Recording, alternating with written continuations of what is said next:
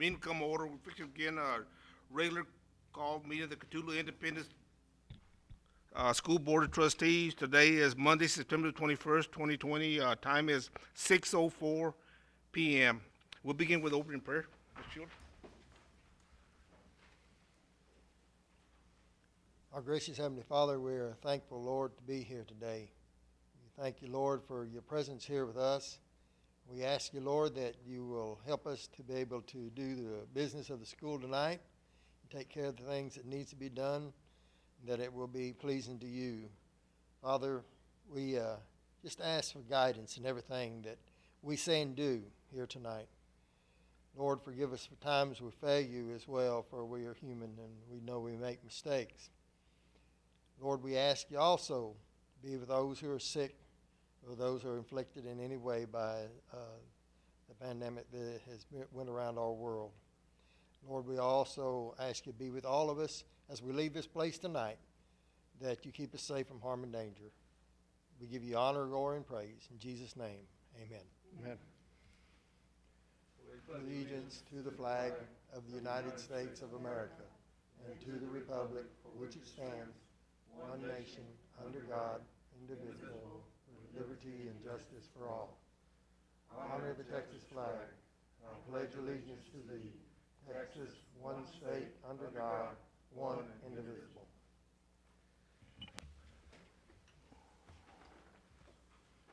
We'll determine quorum present.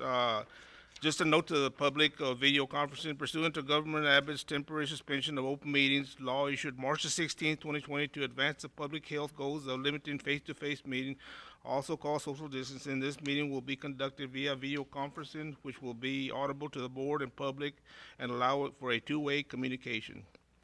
The board president, presiding officer, or trustee may not be physically present at one location, but a quorum of the members attending in person or on video conferencing will be required for the meeting. Public may access this meeting by accessing the meeting through Cthulhu I.S.D. YouTube channel. An electronic copy of the agenda may be viewed via the Cthulhu I.S.D. website at www.cthulhuisd.com. For the record, Ms. Kim Hoff, could you please say present? I'm present. Ms. Kim Hoff is zooming in. Ms. Whitwell? Yes, I'm here. Ms. Whitwell is present. Scott Reese? Yes, sir, I'm here. Attaboy. Mr. Reese is also virtual. Here present at the library are Raquel Yanis, Robbie Ayala, Thomas Childers, and myself. Dionisio Ramirez are present, so we do have a quorum. We're going to begin with citizen comments. Before we begin, should you desire to provide public comments to the board, you must email your public comment to Jeanette Ramirez at jeanette.ramirez@cthulhuisd.net by 5 o'clock on Monday, September 21st, 2020, prior to the beginning of the board meeting, for your public comments to be presented to the board during the public comment portion of this meeting.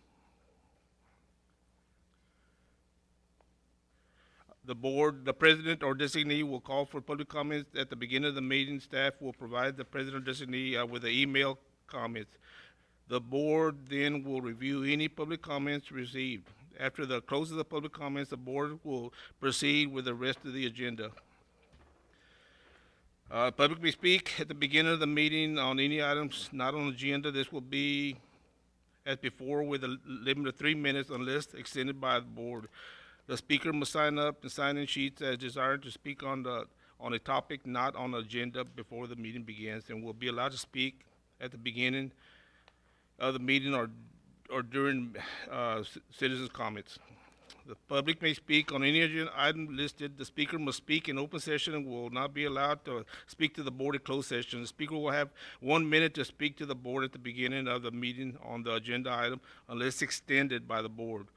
The speaker must sign up to speak on any agenda item before the meeting begins by acknowledging the agenda item on the sign-in sheet. The board will not engage in any kind of discussion during citizens' comments, so only information only. And we have to speak tonight here, Ms. Brandy Marsh. I'm sorry. Too long.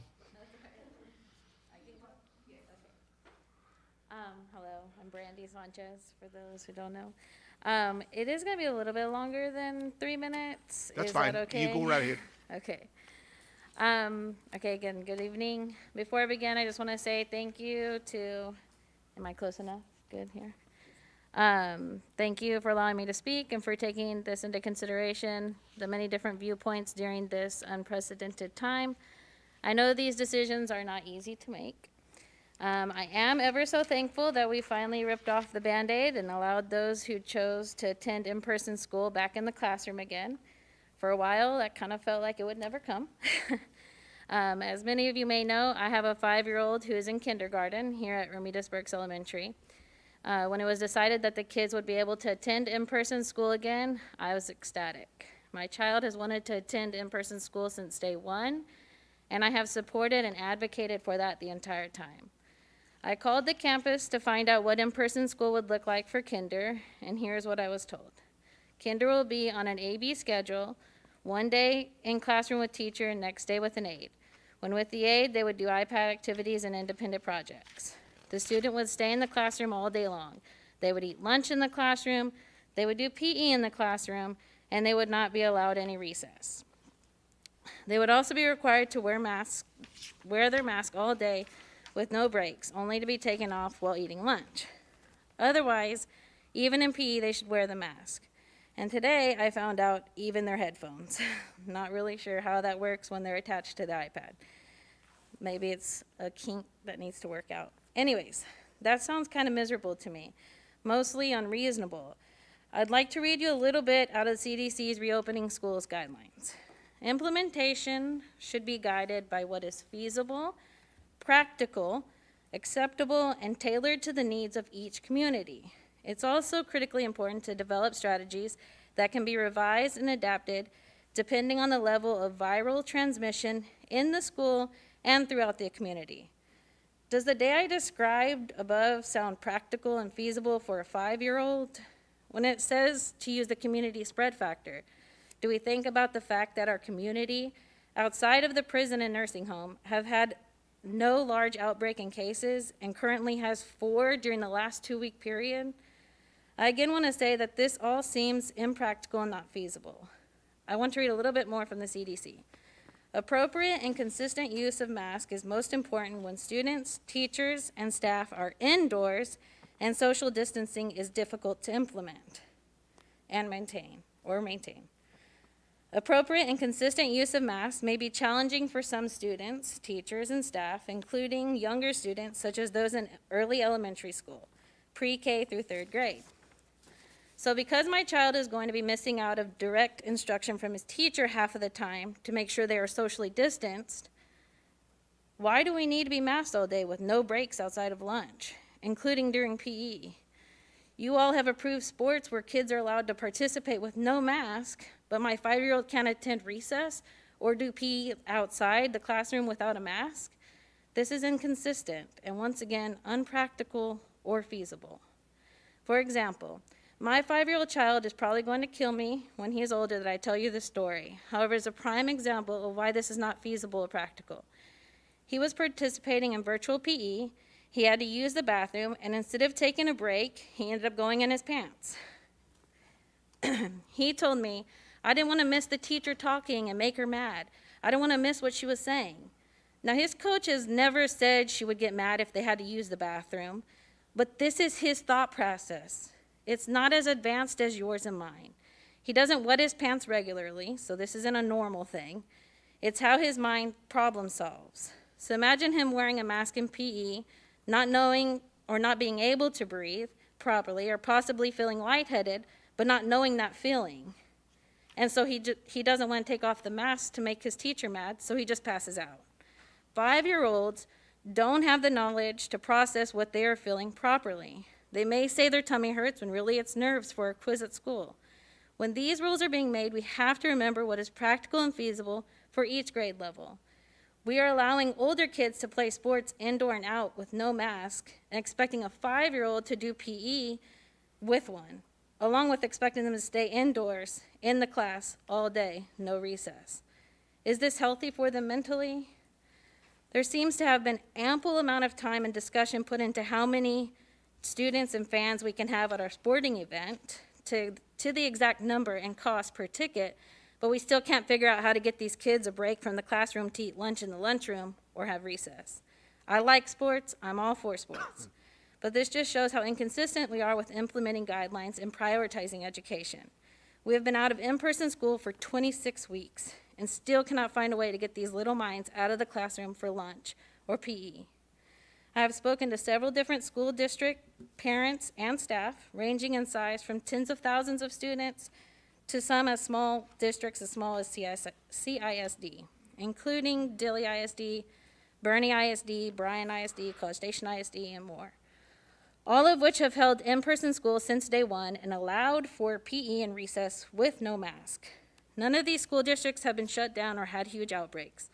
Most of these districts have seating arrangements so that if or when there is a confirmed case, all students that sit within 6 feet of that child are quarantined for a set number of days to check for symptoms and may return either 14 days with no symptoms or 5 days with no symptoms and a negative COVID test. This seems to be one of the most effective ways they have kept the spread down. Also, a couple of districts I have named have provided the students with lanyards to hold the child's mask while they participate in PE, recess, and lunch.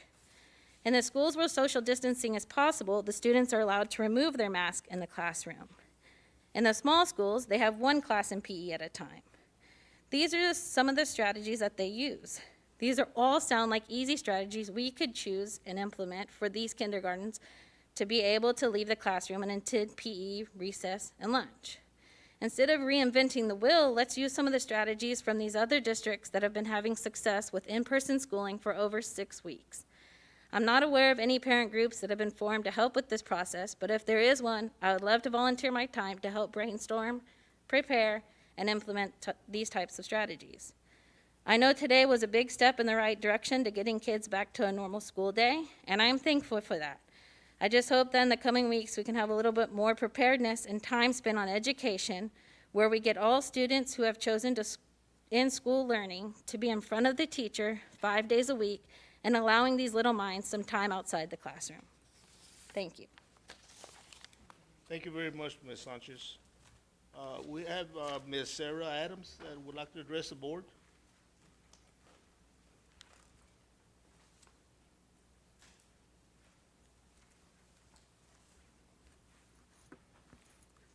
Good afternoon, school board members and Dr. Seals.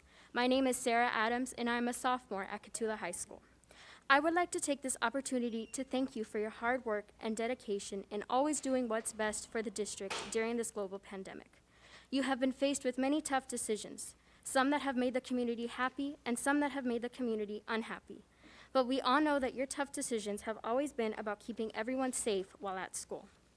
As you continue to plan what's best for CISD, I am asking for you to consider my proposal about students participating in UIL activities while in remote learning.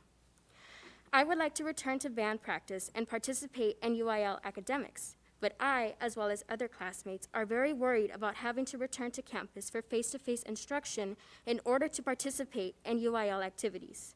I have made the difficult choice to remain in remote learning, which forfeits my participation in UIL activities, but I feel this is what needs to be done in order to reduce my chances of exposure among others on campus for face-to-face learning. If allowed to remain in remote learning and participate in UIL activities, this would help my school lower the risk of exposure on campus every day. If allowed this opportunity, I would be allowed to participate in band and the UIL debate team after school and receive my academic instruction remotely from the safety of my home. I have done very well with remote instruction by keeping my grades up, attending all of my virtual classes on time, and meeting all of my academic deadlines. My participation in band is with the pit, where there are no more than 10 students in the group. With the guidance of my band directors, band members would be able to socially distance outside during practices.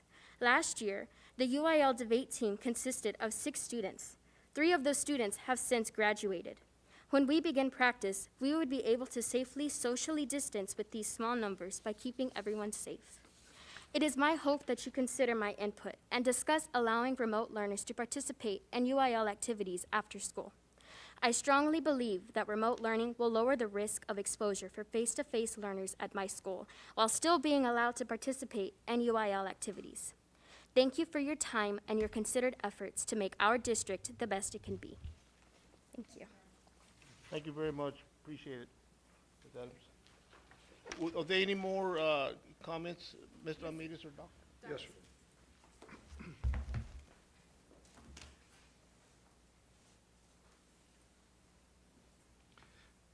Good evening. On behalf of the class of 2021, we would like to start by thanking you for all of your hard work. And this is from Carolina Galindo Garcia, class president of class of 2021.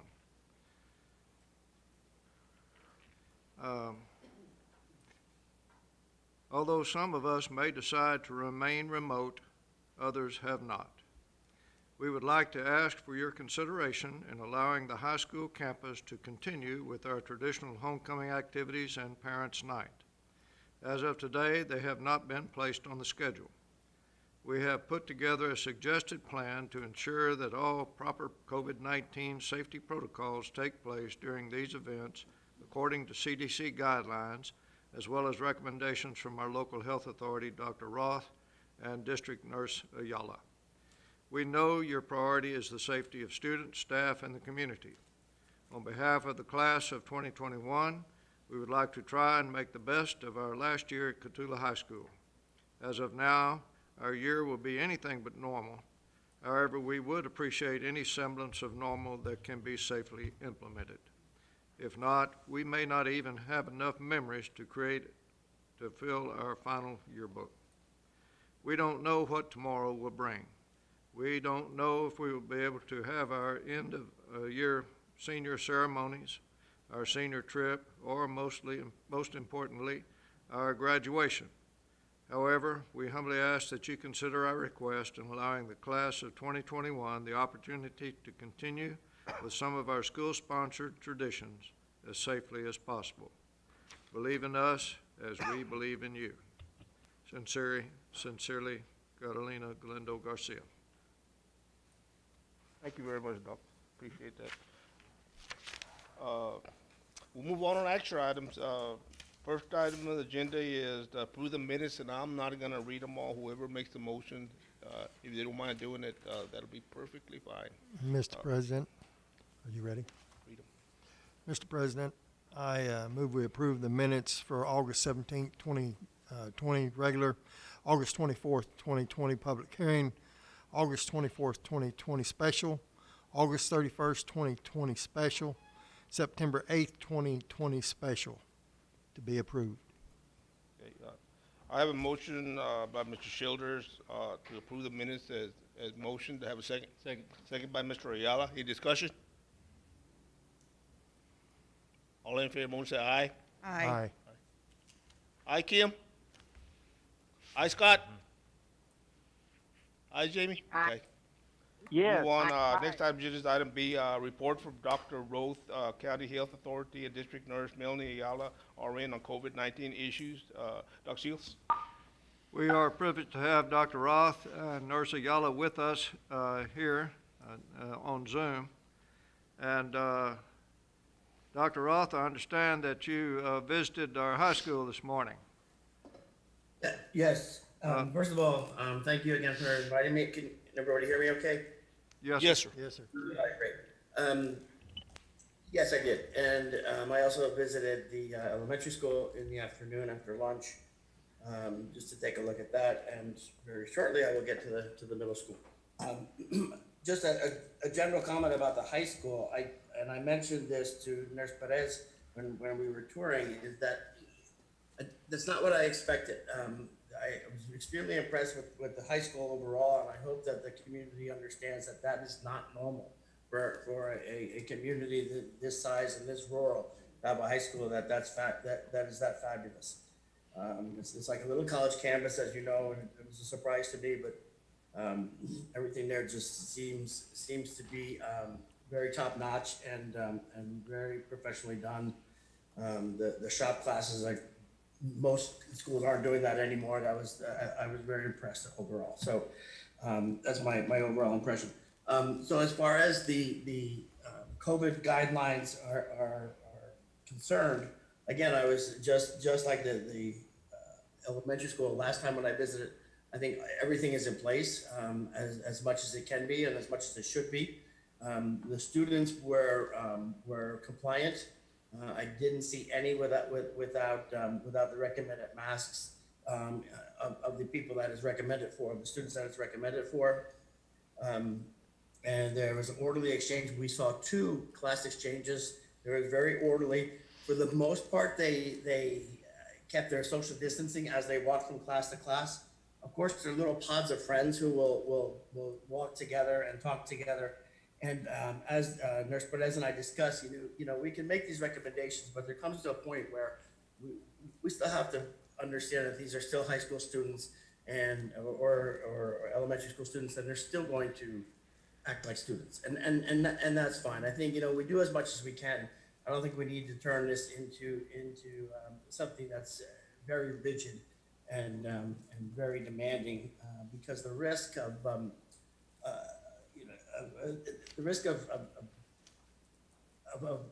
transmission from these little walks back and forth to classes is as long as they have masks on, is going to be relatively low. Really, what we're trying to do here is mitigate the risk, not eliminate it. So we have to find a common ground and a sensible ground based on the CDC recommendations, which, as you know, are always changing. And that's part of the reason that we are in the position we're in here, is that I think we're being somewhat more conservative than some other school districts. And I think that's the wise thing to do. Let them be out on the fringe and decide whether their processes are going to result in a peak. I'm under the impression that I would rather watch the risk takers for a short term, for a semester or 2, see what it comes of it, and if it turns out they made the right decision, that's great. Then we will follow that lead. But the chance is always there that they didn't make the right decision, and we can't predict that ahead of time. So I think it's important not to retrospectively look back and say, oh, well, they did all this and there were no problems. Well, they didn't know that at the beginning, just like we don't know. So the processes that are in place, I think are working great. I took extensive notes, and I really spent a lot of time there. I looked through almost as much as I can look through without getting excessively picky. And I really only came up with one concern that I have. And that is the multiple doors that are there because of multiple buildings during the exchange of classes are touched by dozens of students, one after each other. Because you physically have to push the door to open it. Now there's a bar. When you go from inside to outside, there's a bar. You could use your hip, you could use your shoulder, you could use your forearm, or other ways other than your hand. But when you come back into a building, when you're going into the building for your next class, you have to physically pull on the handle. I would just recommend that you at least consider that and take a look at that, because all that. Dozens of students touching those doors at every change of classes is a risk. Now, is it a huge risk? No, it's probably not. The biggest risk is transmission of particles from person to person, not somebody touching their face and touching an object, and somebody else touching the object and then touching their face. But that's a well-known risk of a vector of transmission. So I think it's an easy fix. You just have almost like a guard at each one to just hold the door open and have all the students come out, have all the students come in, and then close the door again. And obviously, not keeping the door open is not an option for heating and cooling, and also security concerns. And I think if somebody is assigned to just keep the couple minutes it takes to go from class to class, just hold the door open for everybody. I think that's a quick, easy fix. But I just came up with that because I figured I needed to find something that we can still work on. And, I'm glad that that's the only thing I kind of noticed. Just looking through my notes here. And then and everybody seems appropriately concerned. I think it's a little bit humorous, and I was glad to see that I don't know if anybody has seen pictures, but some of the teachers have made their own barriers out of PVC pipe and thick plastic sheeting. That was pretty ingenious. And then at the elementary school, some of the teachers have also made their own barriers, individual barriers for the students. So I think everybody is accepting the reality of this semester, and again, that reality will likely change next semester. Just doing what they can. So the elementary school, I really had nothing. Everything seems to be in place, and there were apparently, you'll hear from Nurse Ayala, there were 2 students that were sent home today that probably would have been sent home whether COVID's here or not. But day one is encouraging. Any questions for me? Any questions for Dr. Rowe? Okay, Ms. Ayala? Yes, thank you, Dr. Roth. Hello, everyone present. We had a great first day as far as the nursing department goes. We did send home 2 students at the elementary, Ramirez Burks, for some symptoms of concern. No great concern, but minimal concern. And since they were younger children, we don't know them too well. We need to learn more about them. We went ahead and took caution and sent them to be checked by the doctor. And we will receive them as soon as we can in regard to the doctor's diagnosis for both. Everything flowed very well. No complaints for a great first day. We put into place some new protocols and new procedures we're doing within the nurse's office, and all seem to work out very well. So overall, as far as the nursing department goes, we had a great day. Any questions for Ms. Ayala?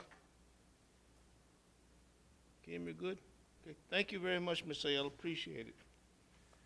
I would like to thank Dr. Roth and Nurse Ayala for their diligence and their work that coming in to prepare our school for the acceptance of the children. I have great I'm sorry, confidence. can I make one more comment, Dr. Seals? After, or between my visits, the judge and I met, and there's going to be a drive-through rapid COVID testing session on this Friday at the firehouse, at the EMS house.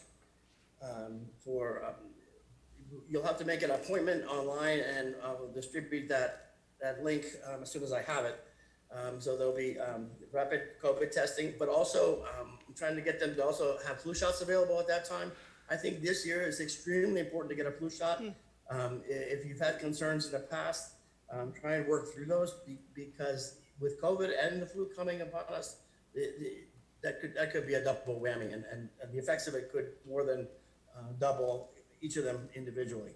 So I think it's very important for a flu shot this year. And those should be available on Friday as well as the COVID test. Thank you very much, Dr. Roth, appreciate it, Melanie. We'll move on with our action items. Item C, report on first day of in-person instruction we'll start with Cotulla High School. Dr. Norris?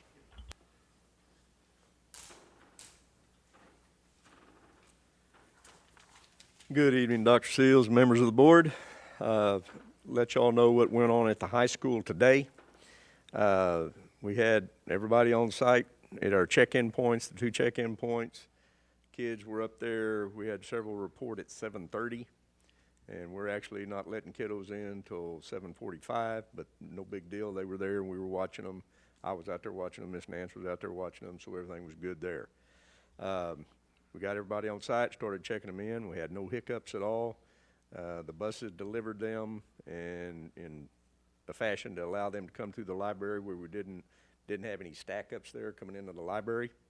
The students that were entering in through the side of the gym, the sliding gate next to the gym, they handled them. They got their temperature shot, and we escorted them into our gym itself, where they stayed there for the rest of the morning, had their breakfast in there, and then at 8:55 we released them to their class. Our concerns, or my concerns, were the travel in between from the gym to the first period class and in between classes. And I only had to get on one group that was bunching up, and there was 5 of them. And when I hollered at them, they spread out a little bit more and continued on. They were actually going to lunch at that time. So the transitions went well. When we got into our lunch period, our lunch period in the cafeteria it can now hold 82 because we put some overflow tables up on the stage in case we exceeded our 70 count. So Marcy got it to 82. We can put 12 more up there. We pushed it a little during A lunch. We had 78 kiddos in there, so we had four left over. And then B lunch has always been smaller than A lunch. We had no issues at all. We didn't have to put anybody up on the stage. When we left the cafeterias, both A and B lunches, to go back to class, the kids, again, transitioned well. They got over to the class. They got there on time. Again, they're all wearing their masks. It was, knock on wood, went pretty smooth on that. Visiting the classrooms, the kids seemed to be engaged. The teachers were really working their butts off going back and forth between the virtual and then the on-site students. They were, I know in one class, one teacher was getting questions from both sets of students at the same time, and they had to kind of create a order for them to ask questions, but it went okay. They got through it. And then as the kiddos got into the routine, those kind of issues went away. The biggest stress that the teachers were dealing with was talking to a student live and then switching to virtual to the groups that were on their computer. And it's a transition thing, mentally and physically, but they handled it. Our staff handled it. At the end of the day, everybody transitioned out to the bus pickups. They went off without a hitch. We did have one student, an in-and-out student, that missed their bus, but it was on the student. The student was talking to, needed some help from their 8th period teacher. The student did not tell our teacher that they were an in-and-out student, so they were just helping them, and then come to find out that he was an in-and-out student, so the bus had to turn around and come back and pick him up. But all in all, given the extent of everything, pretty smooth, except for the transitions that the teachers were having to have going from virtual to face-to-face. Some of our teachers did get creative, like Dr. Roth alluded to. Some of them put some shower curtains up around their desks. Looks actually kind of neat, and they got the added protection, so they're more comfortable, and their classes are going off without a hitch in there. We're basically, folks, pretty well at the limit of our classroom sizes for what we can hold, and plus having classrooms available to move kiddos into them. As the kids that want to come back, those numbers grow. We already have a checklist of students that have said if everything goes like it is going right now, they're going to want to come back our third 6 weeks. And if that happens, folks, y'all are going to have to give us some guidance on how to address that, because we're not going to have enough room in our classrooms under the 6-foot spacing guidelines. That's just a function of facts there. You got X number of bodies to come in. There's only X number of feet in a classroom that you can hold kids under the 6-foot spacing guidelines. So we're going to have to look at reconsidering whether or not we do 6 foot. Another issue that I wanted to talk to you all about and ask for your guidance on as well. Right now we've got 40 kiddos on our campus that belong to staff. So they are there every day, right? They're there every day. And we've got them worked in with our AB schedule, everything's fine. But if we've had some people in town question how fair that is, because these kiddos are getting face-to-face instruction 5 days a week versus every other day on the AB schedule. So if we look to move them to an AB schedule, we're going to need 2 more classrooms, and we're going to need 2 more teachers per day, all right? Because we're at the limit right now. We can't put 40 kids roll them back into the A-B schedule without having more classrooms and more teachers. If we leave them like they are, where they're going every day, and we can break them up over 5 days, we're okay.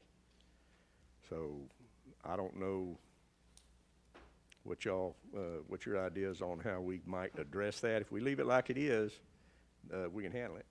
I can tell you that, we can handle it.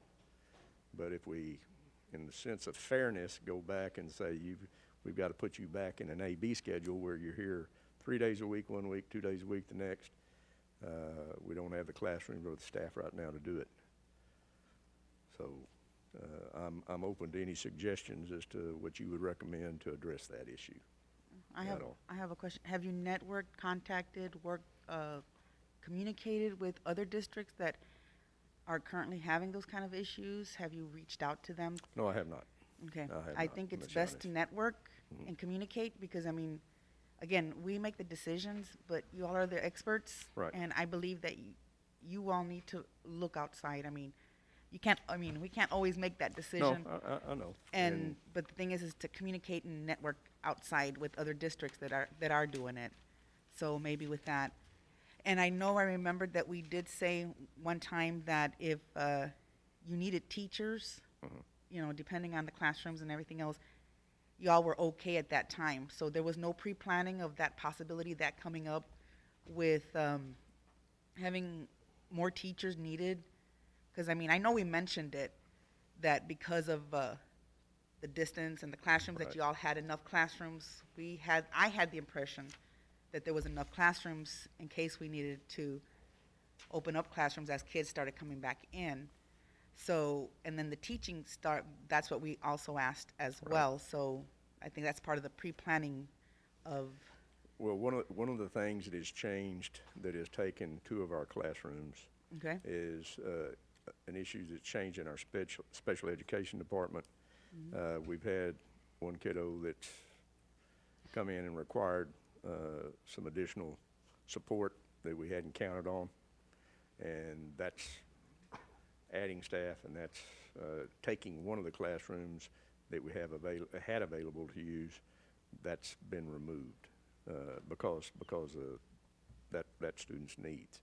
The issues on the teachers, we could probably get it covered under with using some of our substitutes that have been trained to come in and do that. So we could probably cover the personnel side of it.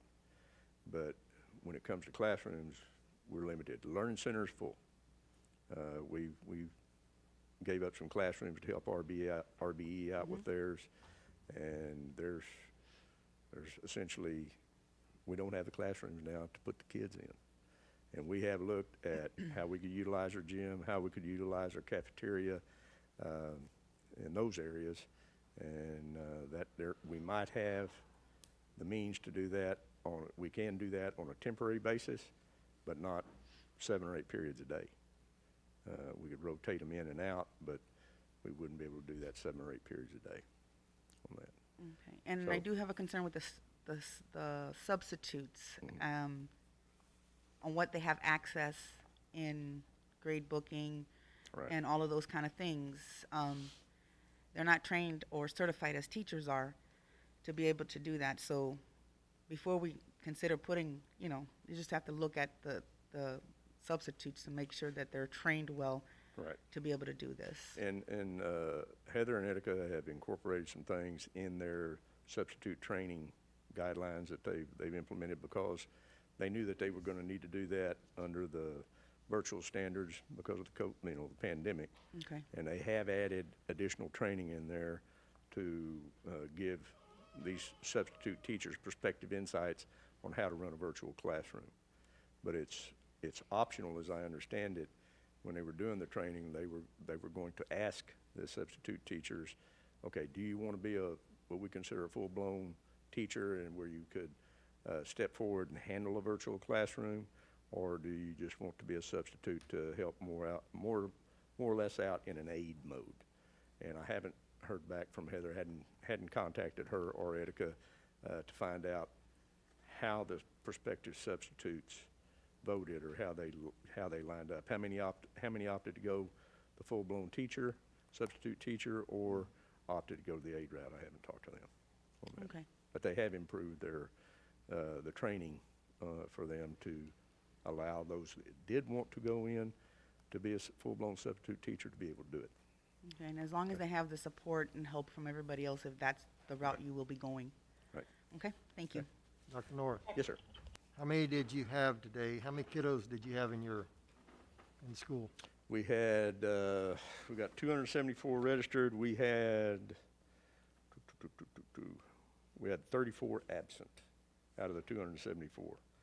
Of those 34, 13 were face-to-face and 21 were virtual. Okay. 274 or 374? 374, did I say 374? 274? I'm sorry, 374, yes. And on Mama, campus? you, Drew? On campus? We had On campus, how many? 122 on campus Okay, and then 223 off, asynchronous. thank you, sir. Dr. Norris? Yes. Hi. Glad to hear today went smoothly. I know y'all put a lot of work into it. I'm kind of unclear on what you were saying. The 40 staff students that are there full-time, Yes.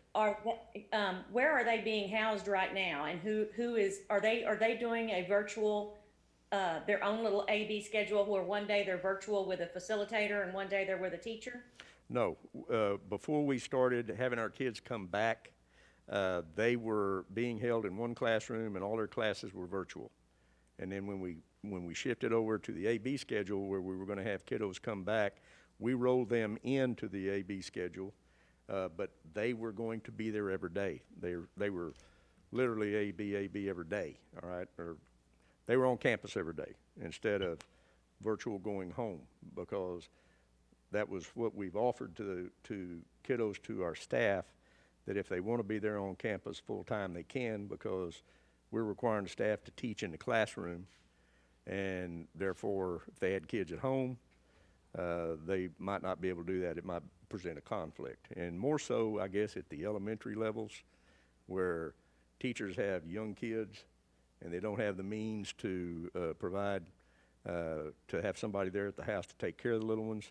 But it was basically across the board. Any kiddo that belonged to a staff member had the option of coming to school 5 days a week. And again, when we were all virtual and just virtual, there was no issue. We kept them in one room, and they did their virtual lessons by contacting that teacher of that period online, and then they rolled to the next one. But they stayed in one class.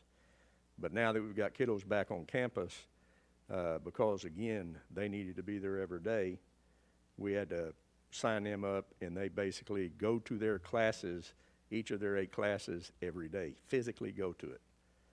So if we want to move them out of that some way, form, or fashion, then we still have to provide a means for them to be on campus, but put them in a classroom where they stay in a classroom all day and they're virtual, but they're on campus. And right now, we don't have the classroom for it. So, and with the advent of more students coming back in the third 6 weeks, that detail or that problem is going to expand, that we're not going to be able to hold 9 or 10 kids in a class under the 6-foot spacing guidelines. We can put more in there if we reduce those guidelines, the 6-foot spacings, to something else, but under the 6-foot spacing, we can't. We won't be able to. Isn't the CDC guideline, face mask if you can't maintain the 6 feet social distancing, but if we can't, if we have to bring in more desks and so forth, and let them sit closer together, we would just have to require them to keep their mask on, is that correct? Well, that, and we're already doing that. They're still required to wear their mask in the classroom, but the 6-foot spacing would have to be reduced. We've got desks in all of our classrooms, because in like 20 or 22 desks in all the classrooms, because our hope is to eventually transition to everybody back in school. So the desks are there, it's just, we've got them marked under 6-foot spacings, the ones that they can sit in. So if we reduce the footage, we'd have to change the marks, but that's okay. I mean, we could get more kiddos in there then. But the desks are already there. Dr. Norris? Yes, Dr. Norris, this is Jamie Whitwell. Can you hear me okay? yes, ma'am.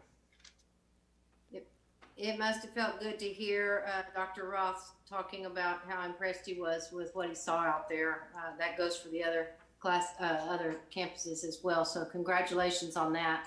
Thank you.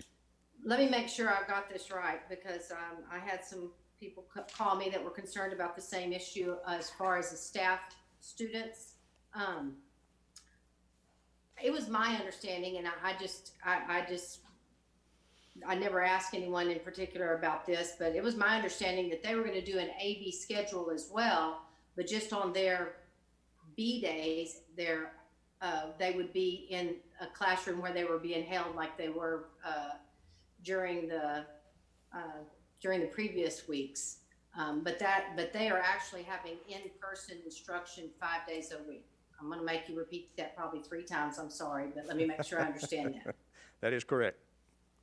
Okay, so would it free up space if we could find some place for those students, the staff students, to go, if they were just to participate in an A-B schedule and have their Monday, Wednesday, Friday, Tuesday, Thursday, in-person days, and then the other days go to a classroom where they could be monitored by someone? Would that free up space for more students? Well, and yes, it would. We need a space to move them to, and then we would have to line up a substitute teacher to go in there and monitor them, for those days. Yes. Dr. Seals, on that day, is there a classroom over at the West Campus that we could use for that purpose? I'm sure you've probably already problem solved this. That depends on the day, I think. As long as more students will be coming at the end of the 6 weeks to high school, I anticipate more students want to come to the elementary also. That's a good question to ask Ms. Perkins. When I was making my rounds, I did notice that there were some classrooms at the RBE West that were not being used today. But there may be, as students come in, more parents want to send their students at the end of this second 6 weeks, that those classrooms may be used also. It's difficult to know. Well, if we could find a space, that to me sounds like a more fair option. They will have the same number of in-person days as the other students, and yet they will still be safe and being monitored in a remote atmosphere. Thank you. Any other questions? Now go ahead, Kim. Oh, sorry. As far as Dr. Roth's recommendation about the doors, Dr. Norris, can you just like prop them open, go and have them propped open during those changing of the classes?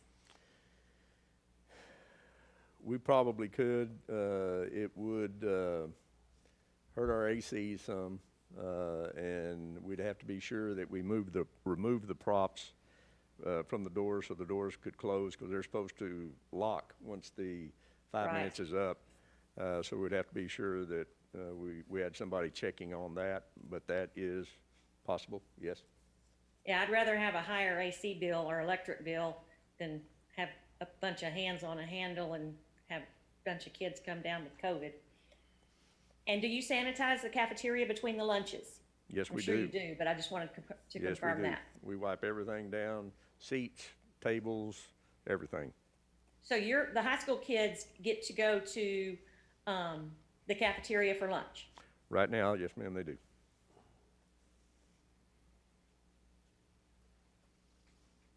Like I said, we had 76 or 7, we had 78 in there today with a maximum of 82 in a lunch. So we had 4 4 seats that were still unused, so we've got a little growing room there for students coming back, other students coming back.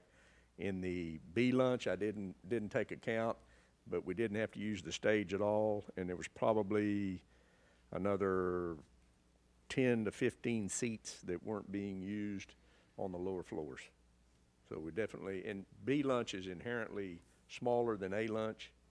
It's just the norm, what I've seen in the last 5 years. So we've got a lot more room, I guess, in the B lunch for having kiddos come back and use the cafeteria for lunches. But once we exceed that, again, we're going to need to either shrink the 6-foot spacings for the cafeteria, or we could possibly hold our lunches in the gym. We got that available to us. We've done that before. So, Thank you, Dr. Norris. you bet. Dr. Norris, Yes, ma'am. one last question. I'm probably going to be the devil's advocate here. Could it be possible if asking the teachers from the high school about their children to at least consider in helping us with the size of the classrooms, and we're trying to eliminate it at least for this 6 weeks, that if they could follow the A-B schedule, their child in A, then they're at home on Tuesdays and Thursdays, couldn't that be a possibility You to bet. ask them You bet. to help us in this situation, since we did help them while they were remote teaching? Absolutely, we can I ask them. think it would be something to consider. I would like to ask them if they could do it just for these 6 weeks to help us out, so we can so you all can figure out something, okay? And that might, I'm not gonna talk about the elementary schools, that's a little Right. bit different. And possibly maybe the junior high. But if it was possible just to ask the teachers if they wouldn't mind. I mean, we had other parents that weren't teachers that are having to deal with this situation. Yeah. That I would think it would be fair, since we did help them at the beginning, if they can help us a little bit. And one of them already has Oh, said that they would thank do you. this, but I haven't sent it out to all the staff or those in question in particular, to ask them. I- Because it's not just staff on our campus. Yes, it's other staff other- throughout the Yes, campuses. ma'am.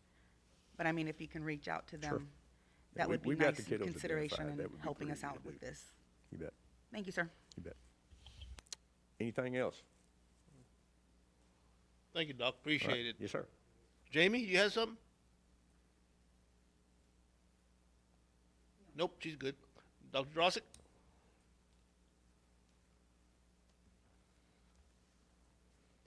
Good evening, Dr. Seals, members of the board. I would like to report that today was a wonderful day here at Newman Middle School. The teachers and staff all collaborated well, pulled together, and we had a very smooth transition back. We started out by receiving employee children at 7:30 this morning. For those that had to be on their campuses early, they went straight up to the gymnasium. We had the gym marked off in 6-foot increments for them to sit so that they could wait the beginning of school. Then other students began coming, kind of flowed in after that, a lot at 8, 8:30. And then as we got closer to 9, of course, our buses started coming in, very smooth there as well. We did our temperature checks at the cars as they pulled up. And the buses, of course, had already checked them there. Then teachers rechecked temperatures again first period and documented that. So our nurse was out front with some para-helpers keeping the line moving and things going smoothly as the car students arrived. We transitioned to our classrooms at 8:30 from the gym and just did it in small amounts of students. I did it by subject level, grade level, and so forth to get them to the classes. And then breakfast was served. They enjoyed their breakfast there in the classrooms. The classes are 6 periods of an hour each with a 10-minute passing period, and we really utilize that 10-minute time because as they transition between classes, instead of having a bell, I would go on the PA and I would have, say, sixth grade students to transition with all the paras in the halls and teachers monitoring that, keeping social distance, then seventh grade, and then eighth grade. So it took pretty much that 10-minute time. The desk and chairs were sanitized in that transition, before they transitioned or after they transitioned, depending on the teacher, how they preferred to do that. Lunch was served in the classrooms. I did have 3 groups, well, two small classrooms and another that met in the cafeteria with distancing, just because of having to give duty-free lunches to the teachers. That's a real challenge when everyone has one lunch. But we got through that, and that went well. Paraprofessionals were, like I say, very, very helpful throughout the day and being very flexible as well. We dismissed then by means of transportation. So walkers were dismissed first. Of course, reminding them always social distance, social distance. Car riders, and we have our little spots out here where they stood on each circle in the front, and then buses went out through the cafeteria to enter the buses out there. Again, keeping social distancing. Teachers were really glad to have the students back. You know, it felt like, you know, they were all in there again. You know, we have a few things, you know, to work on as always, as far as, you know, being sure that we are in view of the cameras when they're videoing, as well as teaching the students in the classroom. We tend to want to walk away from our cameras, so we're going to work on that some more. It's a little bit different having both going at one time. We did end up having to have 5 facilitated classes at the 8th grade level due to implementing the band and athletics. That pulls some people away, and it crunches my schedule in a little bit. So we do have, again, certified teachers that are facilitating these in another room while the core teacher is teaching it. So they're being taught by the teacher, but they are in another room with another certified teacher. So there's 2 classrooms going on simultaneously is what's happening there. Again, teachers stepped up to the plate with that, willing to help out, and we do appreciate all their support. So overall, I had 257 either physically present or online.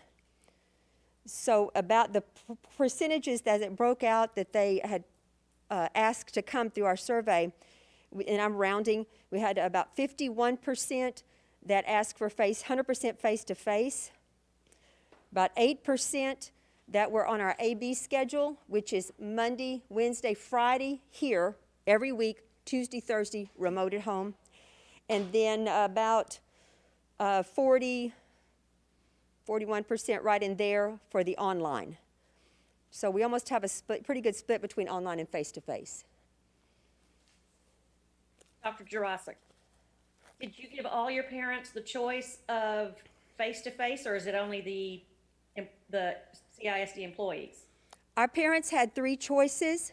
They could choose 100% face-to-face, 100% remote, or our hybrid where they come 3 days a week and are home 2 days a week.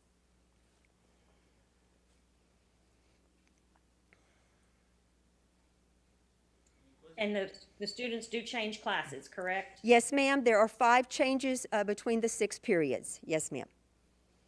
And as far as the utilizing the cafeteria and serving lunch, I can understand breakfast, because breakfast, you know, kids used to come to school and just go straight to the cafeteria if they wanted to eat, and you can't control the number that's in there.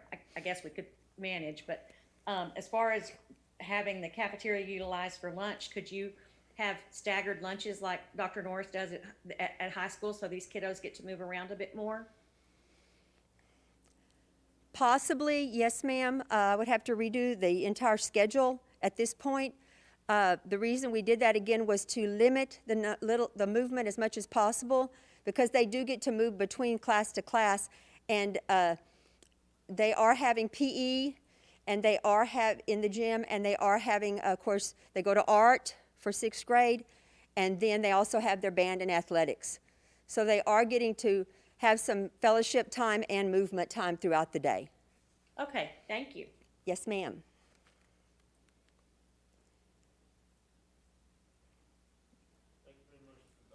Thank you all.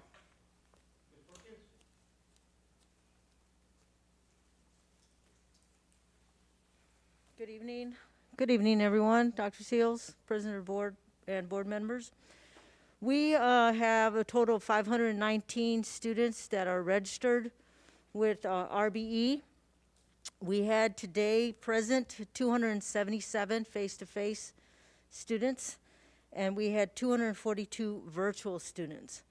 We had a letter go out this weekend about a COVID incident, and we had some parents choose not to send their children today.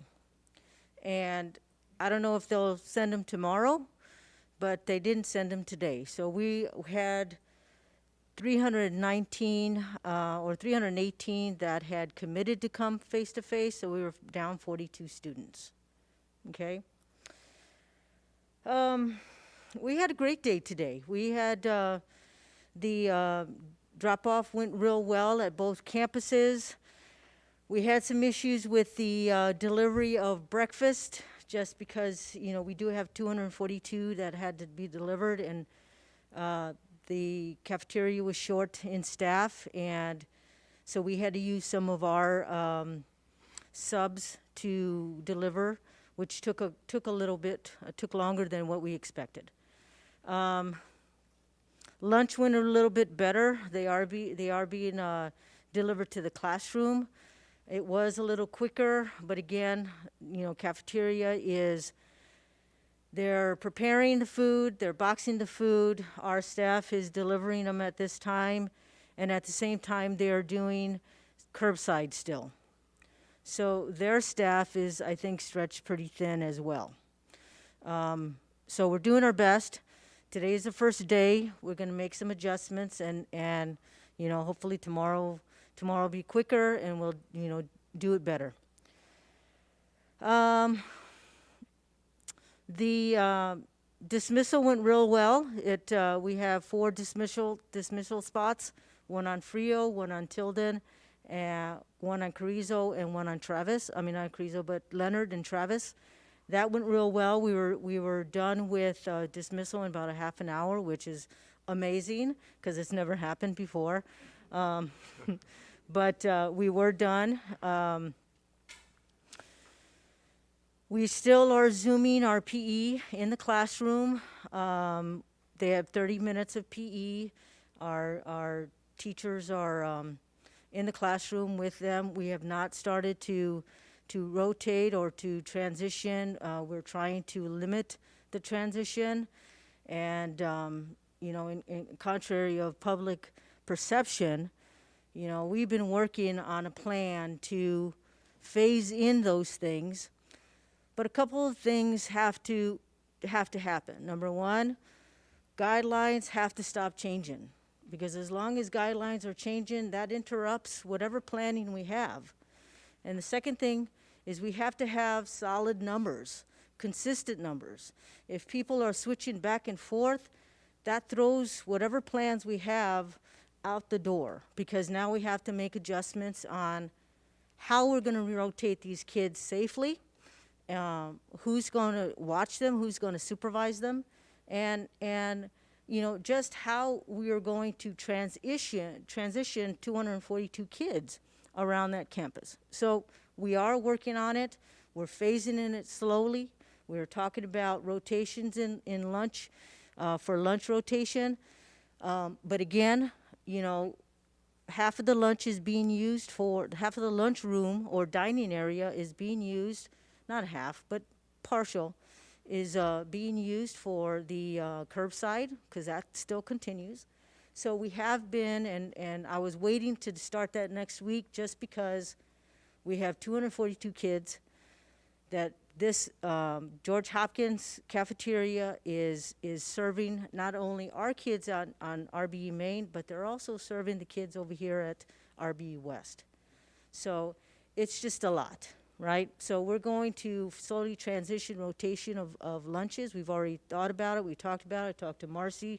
I've talked to Miss Adams, and we're going to start rotating some kids in there, trying to keep the distance. Of course, their masks are going to be off, so we need to make sure that we have the distance between, of the 6 feet distance.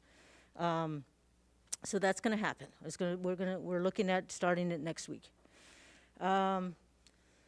Recess, that's another thing. Again, we've got to get some good solid numbers so we can start rotating them out. We have thought about having teachers take their kids to certain parts of the campus inside the middle across the street on Leonard. We don't want them on the jungle gyms just because, transition and we just don't want them on there. So we have started our obstacle course on the sidewalk. I don't know if you've heard about it, but it's pretty amazing. If you had the opportunity to go by the Leonard side of the school, coaches have been working all last week. They worked on it all last week, painting and sketching out, and it's pretty amazing. And our plan is to have it all the way across the front and down Baylor, so that teachers can take their kids out there, have brain breaks. They're 12 feet apart, so there's plenty of social distancing there, and they can let some steam out. But again, we're going to phase that in. We don't want to rush into anything and possibly expose these children. They are under our charge during the day, and at no time do I want to jeopardize them or our staff members. So it's a process. And again, as long as guidance is changing and numbers are changing, our plan has to change. And we don't have a problem with changing them or adapting them. It just takes time. We don't want to rush into anything. So that's. But the first day went well. Teachers were happy. We were glad to have the kids on campus. Kids were happy to be there. So can't ask for anything more. Do you have anything else? Do you have any questions for me? Perkins, I do. Yes. Glad things went well. So you're telling me that your kiddos are in the same classroom all day long from the time they get there to the time they leave for the day? Yes, ma'am. And can you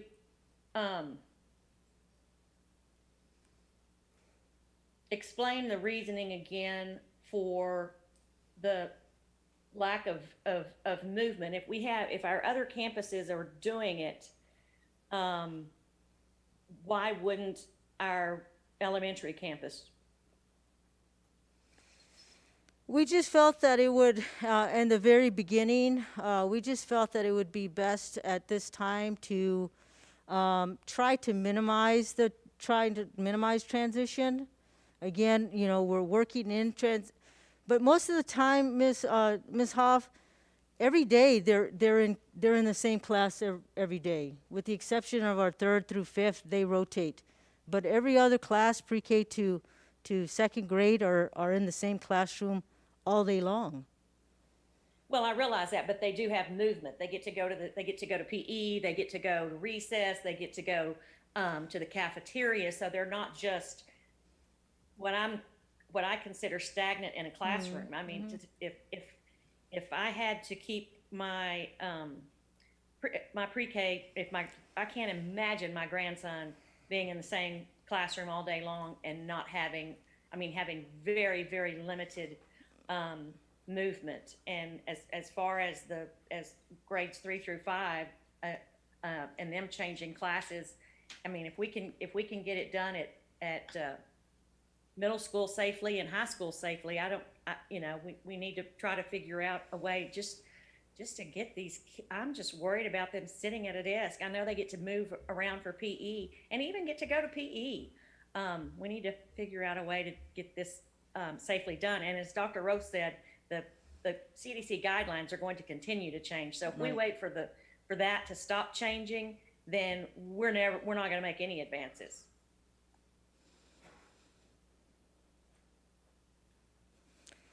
Any other questions? I just have one comment. You had a sub that was in one of your classrooms, and she said that safety was she was very, very impressed with everything that's being done over there on the safety part of it. She said there were plenty of help. Thank God you requested it because it paid off out, and she was very, very happy. She said it just, everything was smooth, and looking forward to going back again. I'm glad. I need her. Does the board need to take a short break before we listen to Ms. Gonzalez? I can wait till after Mr. Okay, Ms. Gonzalez, thank you very much. All right, thank you. Thank you, Ms. Perkins.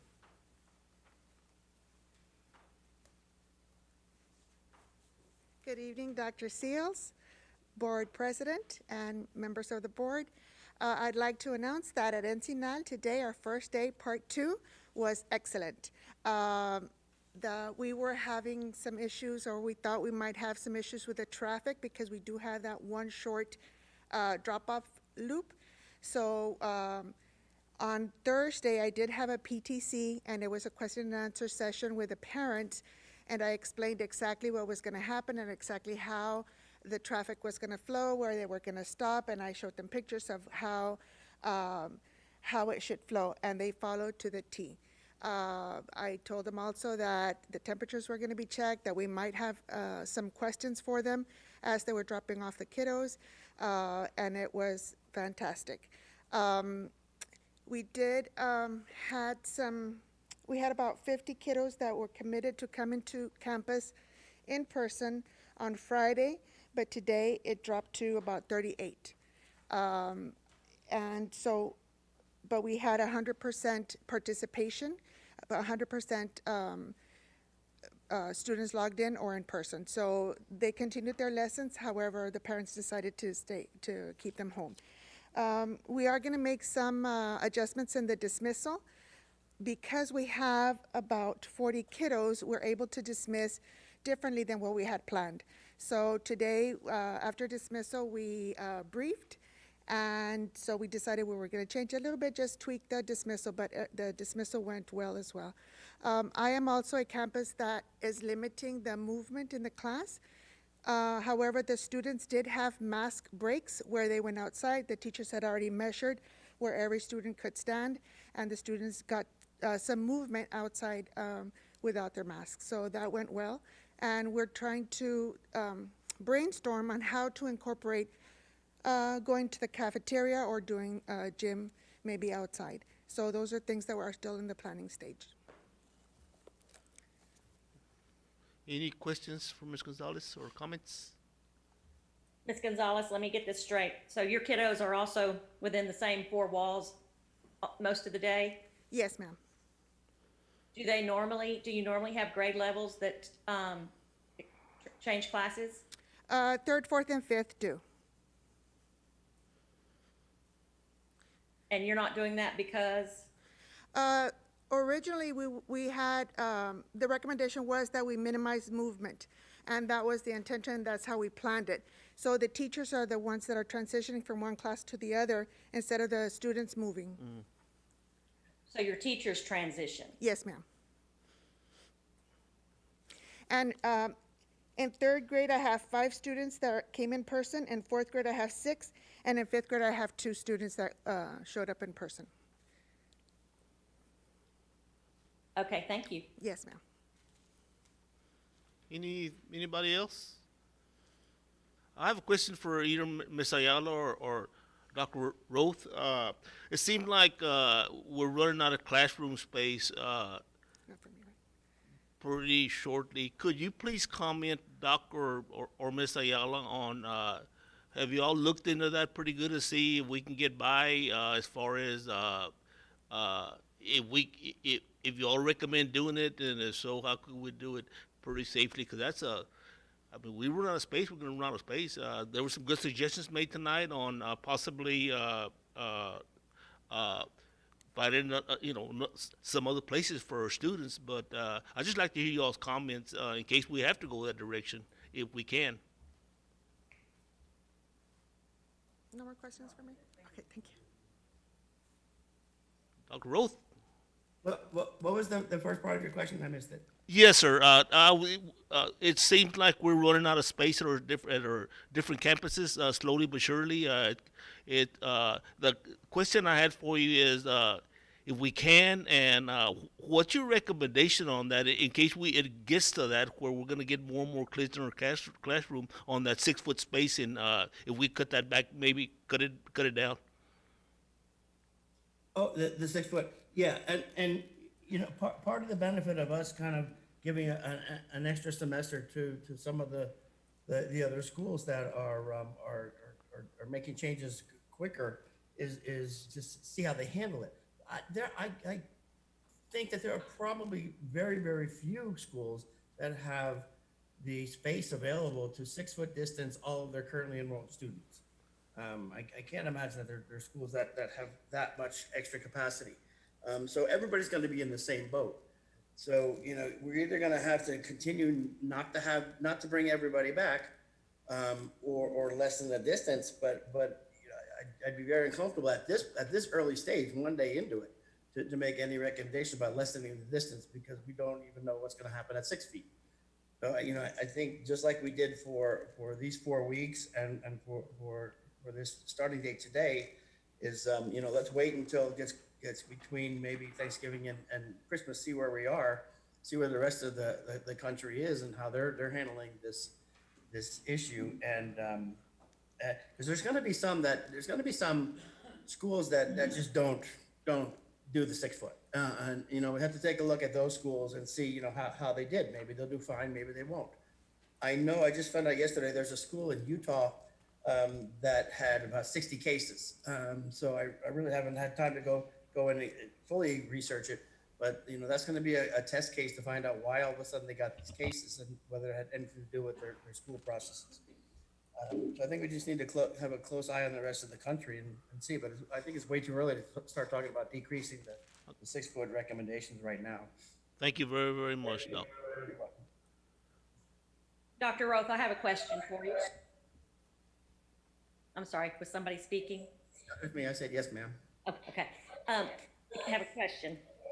As far as our elementary students not moving around the campus and being allowed to go outdoors and stuff, you know, we a couple of weeks ago we opened up our extracurricular activities, and we've got kiddos out there, you know, without face masks while they're actively exercising.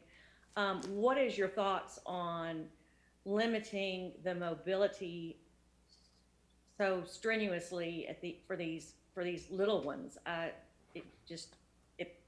concerned about that. Yeah, and it goes back to the whole risk-benefit analysis, and that's pretty much all of us to guess at right now. The little ones seem to be the ones that are at least risk for transmission and for serious issues when they get this. So I think that, you know, a lot of the schools are more lenient with the lower half of the elementary school kids, the younger half. So I guess I was confused. I heard you talking about this a little while ago. Why would they move around? Because the elementary school kids normally are in their classrooms unless they go to lunch or unless they go to PE or recess. So is that what you're talking about, those 3 activities? No, those things for the little, I'm getting a lot of feedback on my mic. For the younger ones, the pre-K through 2nd grade, you know, they have they're what they call self-contained, but grades 3 through 5, they are, good grief, I can't believe I've forgotten this vocabulary word. They change classes. And so they're not, I don't think that based on what the principal said tonight, they're not getting that movement in changing classes. And I just don't understand if we're doing it. And I really want those babies to be able to get up and stretch their legs and go outside and run and play. I drive by a school quite frequently up in San Antonio, and you see them out at recess running around in groups of 50 or so. And so my question is, if we've opened up extracurricular and our kiddos can go and do that and you know, traveled out of town, why can't our community children, you know, have a recess or just move? And I don't know if I was muted here. So, and I don't think that's going to be a huge risk. But I think, you know, once we put recommendations in place, I don't think we should immediately go change them after one day, you know, but I'm not opposed to waiting, you know, I don't think we have to wait the whole semester, but, you know, let's wait at least through the incubation period of the virus, you know, so at least 3 weeks or so, so maybe a month and then we can reassess again. But, you know, I think we can I think what's going to happen is we're going to chip away at some of these recommendations, as we find out that, yeah, this one doesn't make that much sense, you know, because it's not really affecting the kids as much as we thought. So let's lighten up on that one. But I think, you know, I think I'm agreeing with you. I know I'm agreeing with you, but, you know, how fast we want to just make a quick change again after one day, you know, that's up to the board. Gotcha. I don't think that's going to be a huge risk to them. Thank you. Dr. Seals, I think I have a question for you, or maybe just a comment. You know, a couple weeks ago, as Kim said, we decided to allow parents to make the choice of who participated in extracurricular activities at I guess at all levels. As a former early childhood teacher, and most importantly as a grandmother whose grandson tells her that recess is his favorite subject, I don't think we can underestimate the importance of the social and emotional development that goes on at that age group. So could it just be as simple as sending home a permission form to parents and let the parents make that choice? Yes, my child can participate in recess, and the teachers take out the ones whose parents say it's okay, and then those whose parents are a little more apprehensive, then they can have maybe an aide stay in the classroom with them during that time. I'm not going to say Follow it. me? I think so. I'm not going to say it can't be done. I would have to visit with the principals about that. I don't want to just make a unilateral decision without speaking with them on that. Well, absolutely, and I'm not asking you to do that. I'm just putting that out there. Just if we left it up to the parents for the kids that wanted to participate in volleyball and football, then why can't we say pre-K, kinder, first, second grade kids, parents? What do y'all think? Would you allow us to take your kids out and play? So, just something to think about. That's all I have. Thank you. Go ahead. Mr. Vela, go ahead.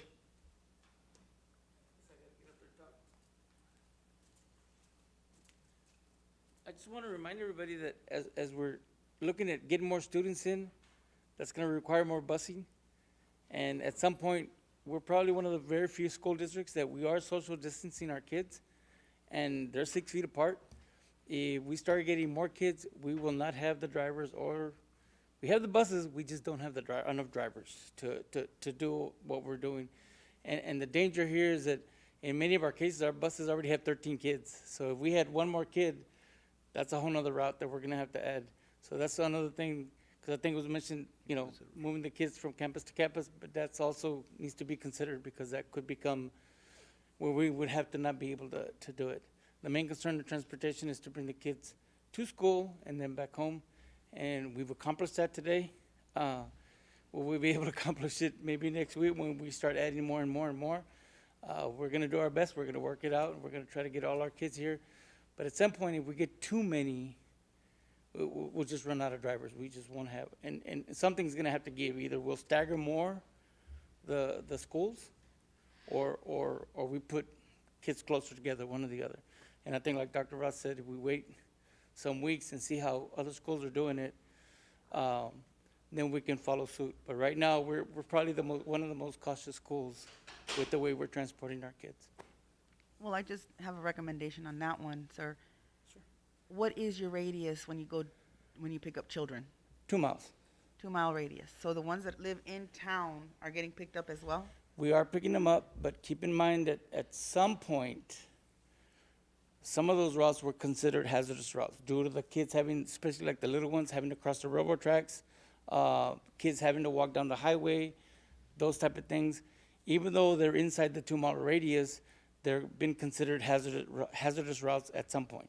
And that's why we pick up those children, because there's a danger of them, especially the little ones. We get the pre-K and K kids coming in, and the train's coming, and like I said, at some point it was considered a hazardous route, and that's why we're doing it. Okay, thank you. Thank you. Any more questions, discussion? If not, if there's no objection to the board, time is 7:29. We're gonna take a short break.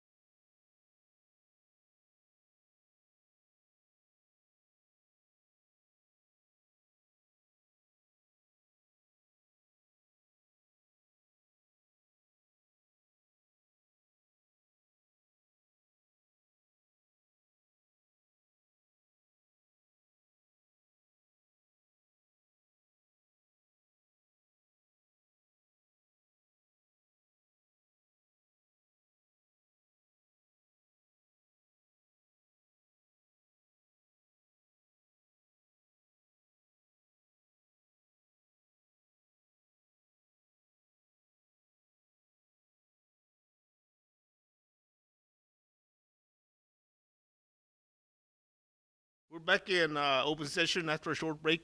Time is 7:37 p.m. Move on, item D, report on extracurricular activities. Dr. Shields? I wanted to give Coach Silva and Coach Garcia a chance to see how things, to report how things were going on, in practices in terms of the game, the volleyball situation. Let's start with you, Ms. Garcia. How are things going? You're muted. You're muted. Sorry. Good evening, Dr. Seals and the Board of Trustees. Everything is going great. The kids have been excited. They were anxious to be out and started practicing with volleyball. We had our first game Saturday against Poth. All three teams played very well. We're looking forward to this week. It's going to be a little bit rough this week as far as having the 3 games, but we start out tomorrow night here at home against Poteet. Then we play Lytle on Friday. It's a makeup game for the varsity only. And then we play all 3 teams at Jordanton on Saturday. So it's going to be a little physically hard on our kids, but they're excited to be back. They've bought into the social distancing when they're supposed to, wearing the mask when they're supposed to, and everything's gone great. Junior high started today with practice, and so they will have their first game on Monday. How many of the junior high kids showed up to practice? Today we had 22. Is that 7th and 8th? 7th and 8th, yes, sir. And we still have 37 at high school. So things are going great. Coach Garcia. Yes, ma'am. How are you? I'm fine. How are you, ma'am? Good. I've had a few calls regarding a video that's floating around. I've not seen it, of the volleyball game that happened. And it's talking about, a few of the calls that I've had have been about students not wearing, and I think spectators not wearing their mask and so forth, and that I think when they've contacted you or they've talked to their students or something, they're getting the impression that if the school district you're visiting does not require wearing of a mask when not physically exercising, then we're not implementing that mask policy. Can you address that a little bit and then clarify for me if kids, they're not wearing masks. We said they don't have to wear masks when they're physically exercising, correct? Yes, ma'am. But I'm not sure where that's coming from, because our kids are only not wearing them when they're not actively exercising. And I'll use Poth for the game over there. The kids wore their mask after their game on the bench. The only time they took it off was when they were out on the court. So I'm not sure what they are referring to as far as the video. The only time they took them off is if they were eating or drinking. Yeah, I'm not either. I have not seen it, but I've had a few calls and they were concerned about and said since the community that y'all were visiting doesn't require masks, then our kids didn't wear masks. So I just wanted you to have an opportunity to clear that up for me. Well, Saturday everybody was masked up. Even our parents were masked up in the bleachers. So I'm not exactly sure what they're talking about, what video they're talking about. I'm glad to hear it. Y'all keep safe. Yes, ma'am.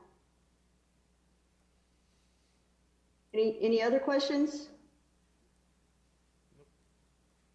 Lucilla, you want to say how things are going in football?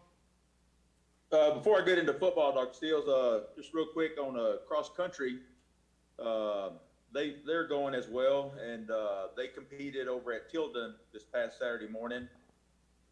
We had one boy, one girl that competed. We have two girls on the team right now.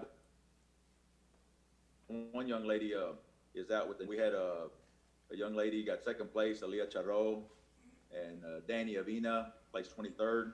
Again, it's good for the first meet, according to Coach Olvera. And this week they will be running at Dilley this Saturday. Football, it's been going really, really good. Kind of like what Coach Garcia had said, our kids, but again, we mentioned it before, having gone through the strength conditioning, our boys and the coaching staff are doing a great job of making sure, that the boys are adhering to our, guidelines, big one being as much social distance as possible, more when they're not engaged in a drill. In the weight room, same thing, there's certain equipment that we use and then don't use because again, we want to make sure that during that time it will be social distance. And even in the weight room, they're wearing their masks. The only time they don't wear it is when they're actively doing the lift. But the spotters, the ones that are not lifting, do wear the mask. Out on the field, same thing. They wear it as much as possible. We've been pretty fortunate that we haven't gotten, since we started, the weather has been really great. So we're really pushing them to wear it majority of the time because it hadn't been that hot. On the really hot day, the hot days that we have gotten, we just, tell them, put it back on as soon as you can, get some air and so forth. They've done a really good job with that. Trainer Lutz has even got a little system with the social distancing of even their water jugs.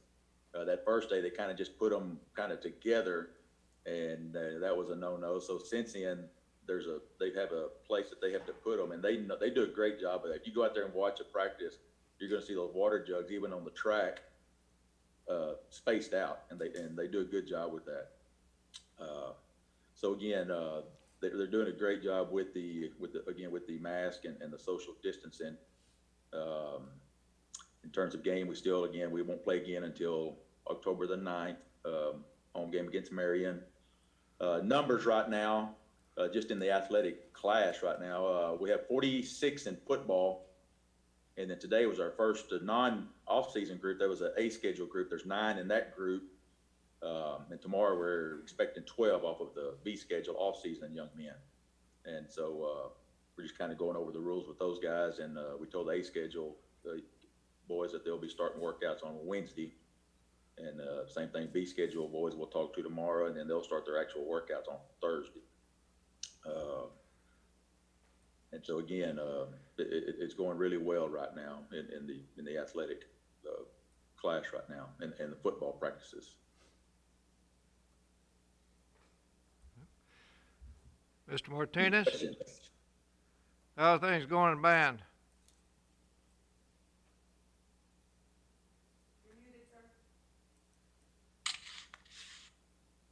Realize that. There we go. Things are going well with the high school band.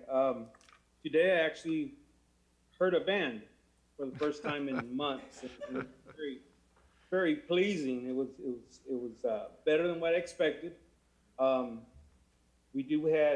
Today we did have about 39 students. That's 26 A students and 13 5-a-day students. Tomorrow I expect 24 B students and the 13 5-a-day students.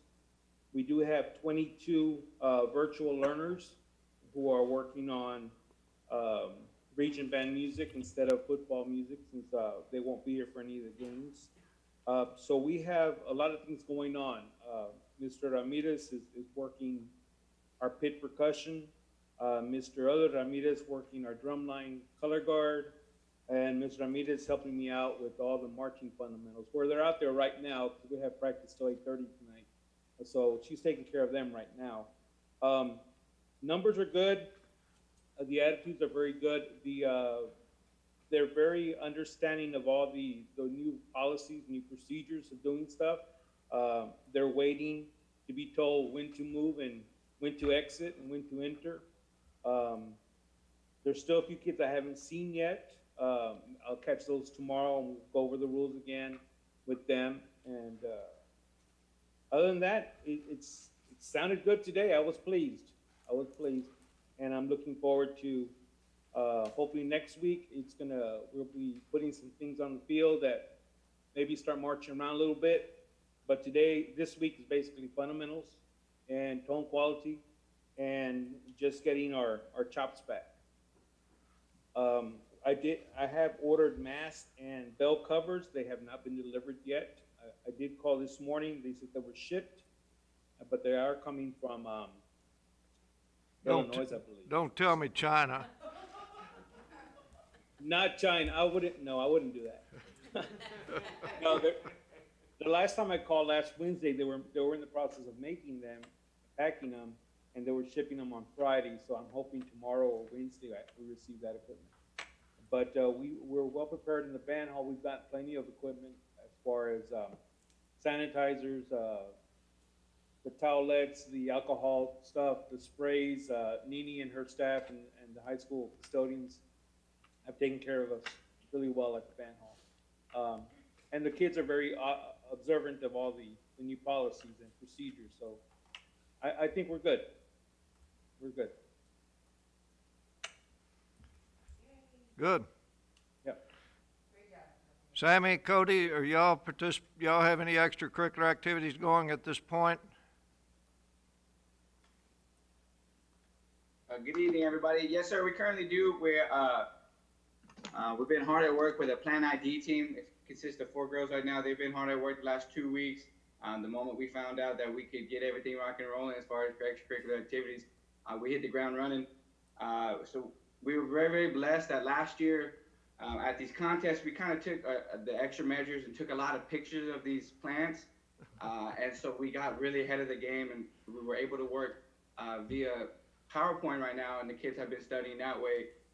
We have all our protocols in line. We haven't had an in-person practice just yet. Some of the students were kind of waiting for some more answers as we get along with this semester. But other than that, they've been hard at work. We are attending our first contest this Wednesday, the 23rd, at Peeler Ranch. They are doing a really good job as far as keeping that safe as well for the students.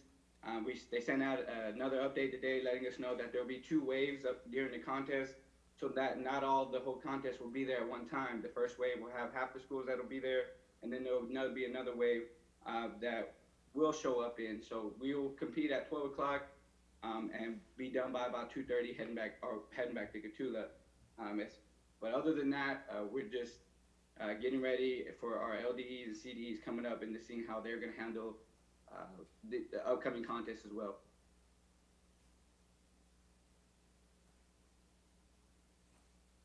Okay. Well, thank you, guys. Appreciate and ladies. Appreciate all the hard work that you're doing, and let's keep the pedal to the metal in terms of the safety protocols, and so that we don't end up backtracking any.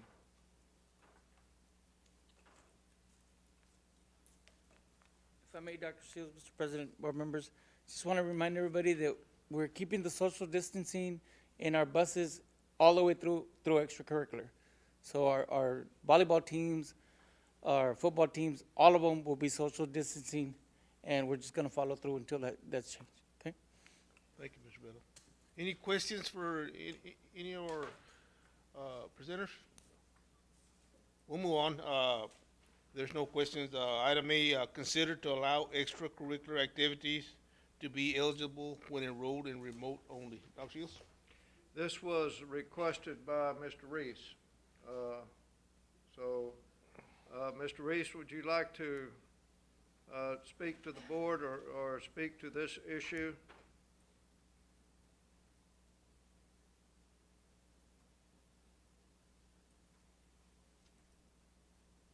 Scott, you there?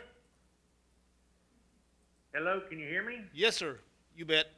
Oh, yeah. No, listening to everything that's been going on, it kind of sounds like we're lucky that we don't have all the kids at school. True. But going back to this, if you're at home on Zoom, not being able to participate in UIL, I don't feel like that's really the right thing to do for our kids, for the simple reason is, these are not normal times. And we as the school board in the district, we made the conscious decision to give them the option as to whether to be in class or be on Zoom. And if it was the case that everything went back to normal tomorrow and they still elected to keep their kid home and homeschool, that's a different ballgame. But I feel like these kids should be allowed to participate in UIL rules, even if they are participating in school through Zoom. That's just my take on it. Okay. May I add to that, Scott? Yes. I agree with you 100%. You know, I think an example could be that now granted, I was not in the running for valedictorian, but if I had been in the running for valedictorian and I was a remote learner and that was a style that suited me better, why couldn't I then still come and participate in volleyball and UIL academics and so forth if that fits my style better? Right now, at the high school campus, I guess it's only 40 students, those staff students, that are doing face-to-face learning. All of our students are still virtual learners because of the AD schedule. So we're letting them participate if they choose to come in and do the face-to-face, but they're still on their B schedule day, they're still a virtual learner. Until we go 100% face-to-face, I think those virtual learners should be able to participate in the UIL activities, extracurricular activities that they choose to do so.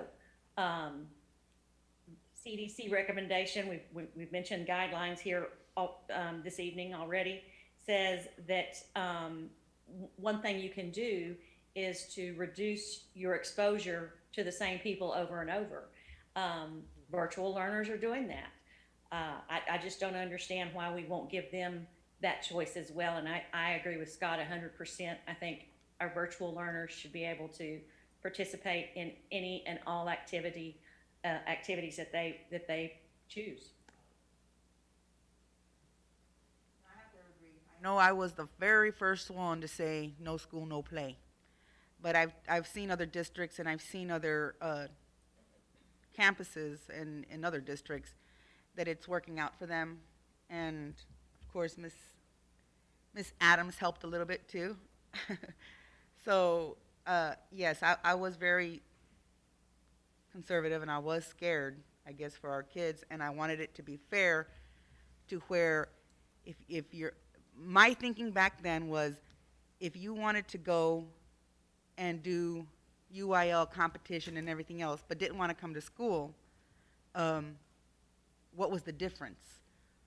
You can get it out in another district and bring it home, and then you have it here. But I have been talking to other district people, and it has been working for them. And yes, I'm changing my mind, and I agree with you, Scott, as well. Thanks. Robbie? I'm gonna have to agree with Mr. Reese and Ms. Soff and Mrs. Yanez. You know, some kiddos, some students, they can be a virtual learner and be very successful. And you know, there's pros and cons. Well, some of the pros are they won't be in school, but they're still learning virtually, and that it takes a little bit of pressure off the numbers at school, where kids that maybe would be a little bit more successful face to face, it opens it up to them. And like Mr. Reese said, right now we're in unprecedented times, and with COVID, and you know, I think we need to think outside the box.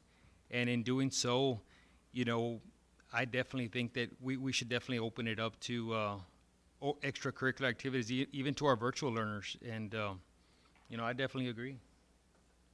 Thank you, Robbie. I don't think I'd like to add to it, and I agree with you all. But a lot of our students that are participating in these UIL, extracurricular UIL, whatever you want to call them, activities, that's what they live for. And, I think a lot of them stay in school because of that and try harder to be able to participate in school because they're given the opportunity. And I agree with you all as far as giving them the opportunity to do both virtual learning and not be in the classroom. I agree. I don't disagree with any of you. I agree with you 100%, and I believe we've covered it. I believe they should have the opportunity to be able to participate, even though they're remote. Like you said, that's what a lot of these kids, that's what drives them. Yeah. I want to be able to do this. And they keep their grades up to be able to do these things. So I agree with you. And the only thing, and I know, the only thing I'd like to add is it's hard, it just makes it seem as a board that, we care more about extracurricular or UIL and academics, and that is not the case at all, as far as I'm concerned. There's a big difference in it, and, but, that's something that, depending on how we vote tonight on it, well, that's something we have to take into consideration, and anyway, that's all I have. I will entertain a motion when somebody's ready or more comments. One more thing. No pass, no play, right? I have, Go ahead, Kim. excuse me, I have a comment. If you don't mind before we make a motion. Oh, sorry. Jamie.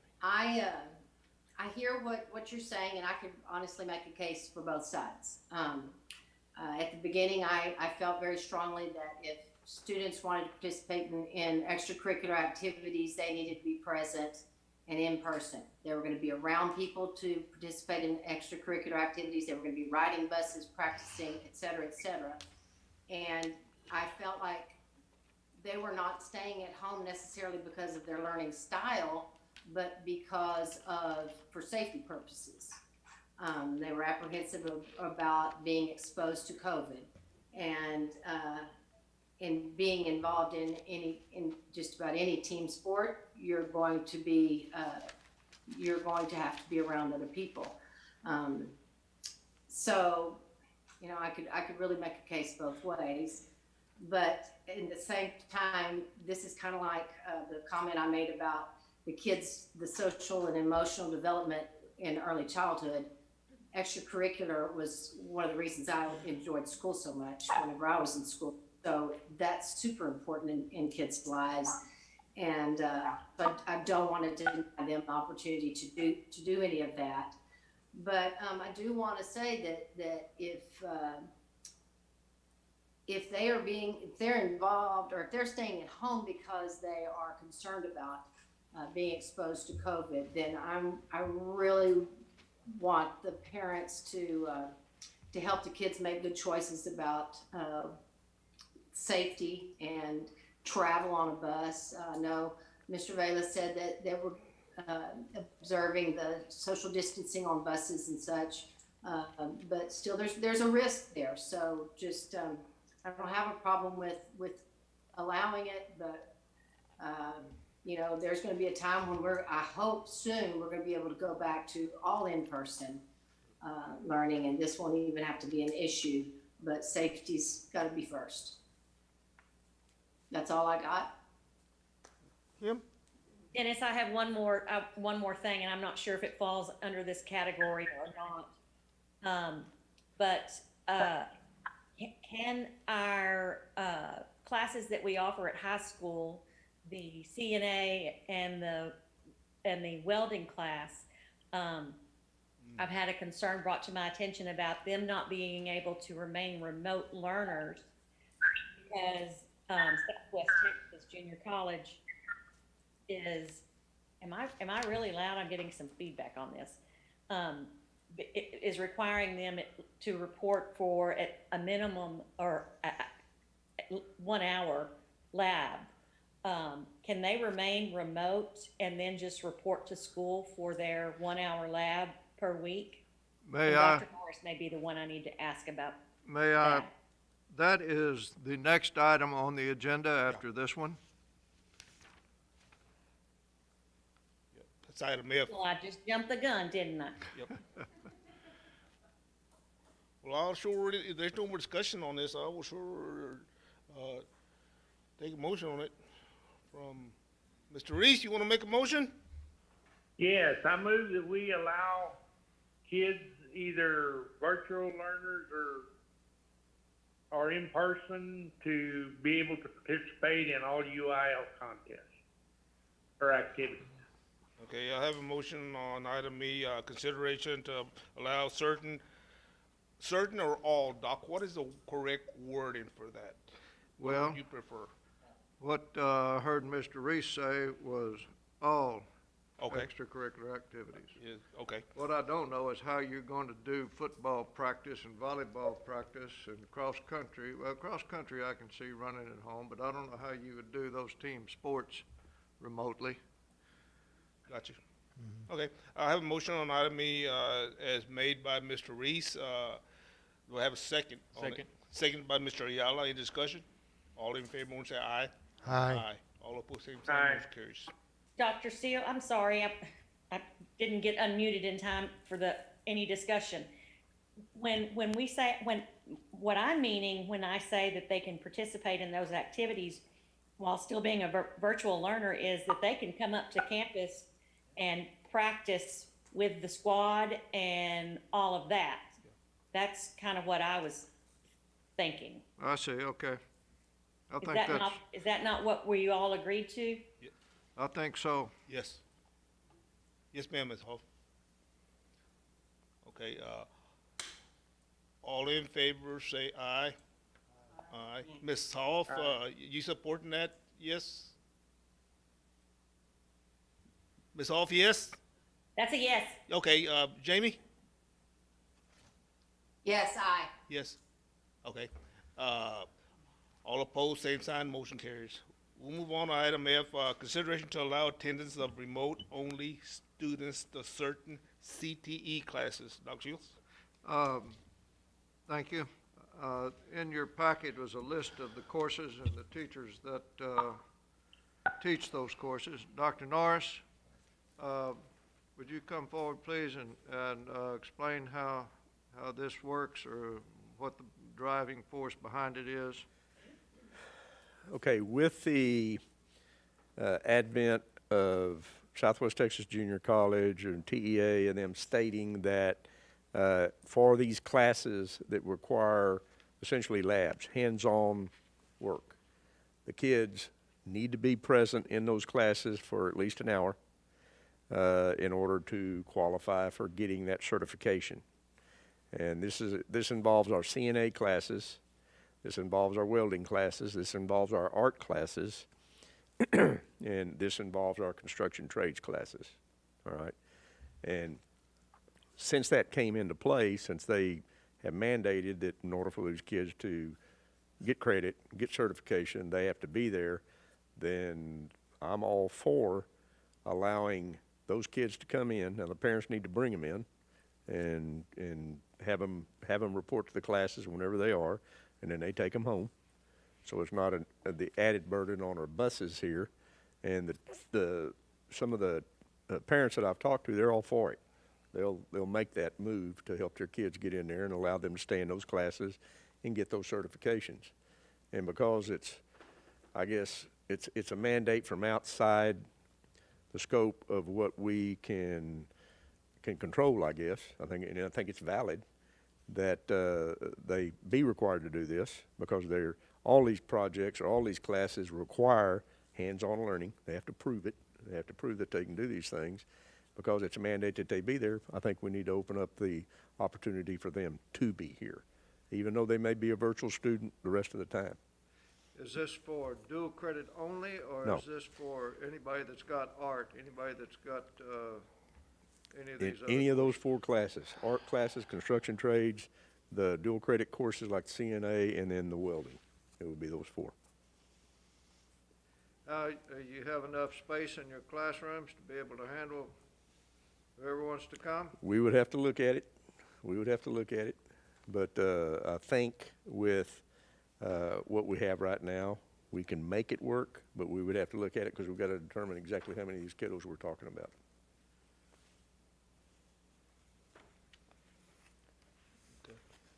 Dr. Norris, and that is allowing them to remain remote learners and just come in for the hour that's required for that CTE course? Yes, either the 1 hour or 2 hours, yes, ma'am. I think it's important that we let them do this. Some of these kids have been already in the program for 2 years, or if they've been in there for a while. If they didn't and they're not allowed to do their labs, then what happens to them, Dr. Norris? They basically lose the option to get that certification. I believe that it's necessary that we do this.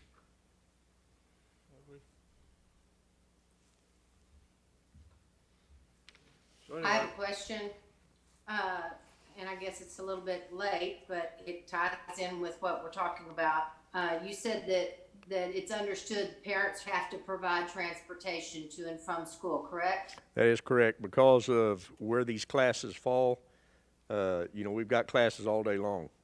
So if you've got a kid, you've got kids in each one of the classes during the day, and mainly in particular what I'm talking about is our construction trades classes, of which we've got 7, and our art classes, of which we have 7.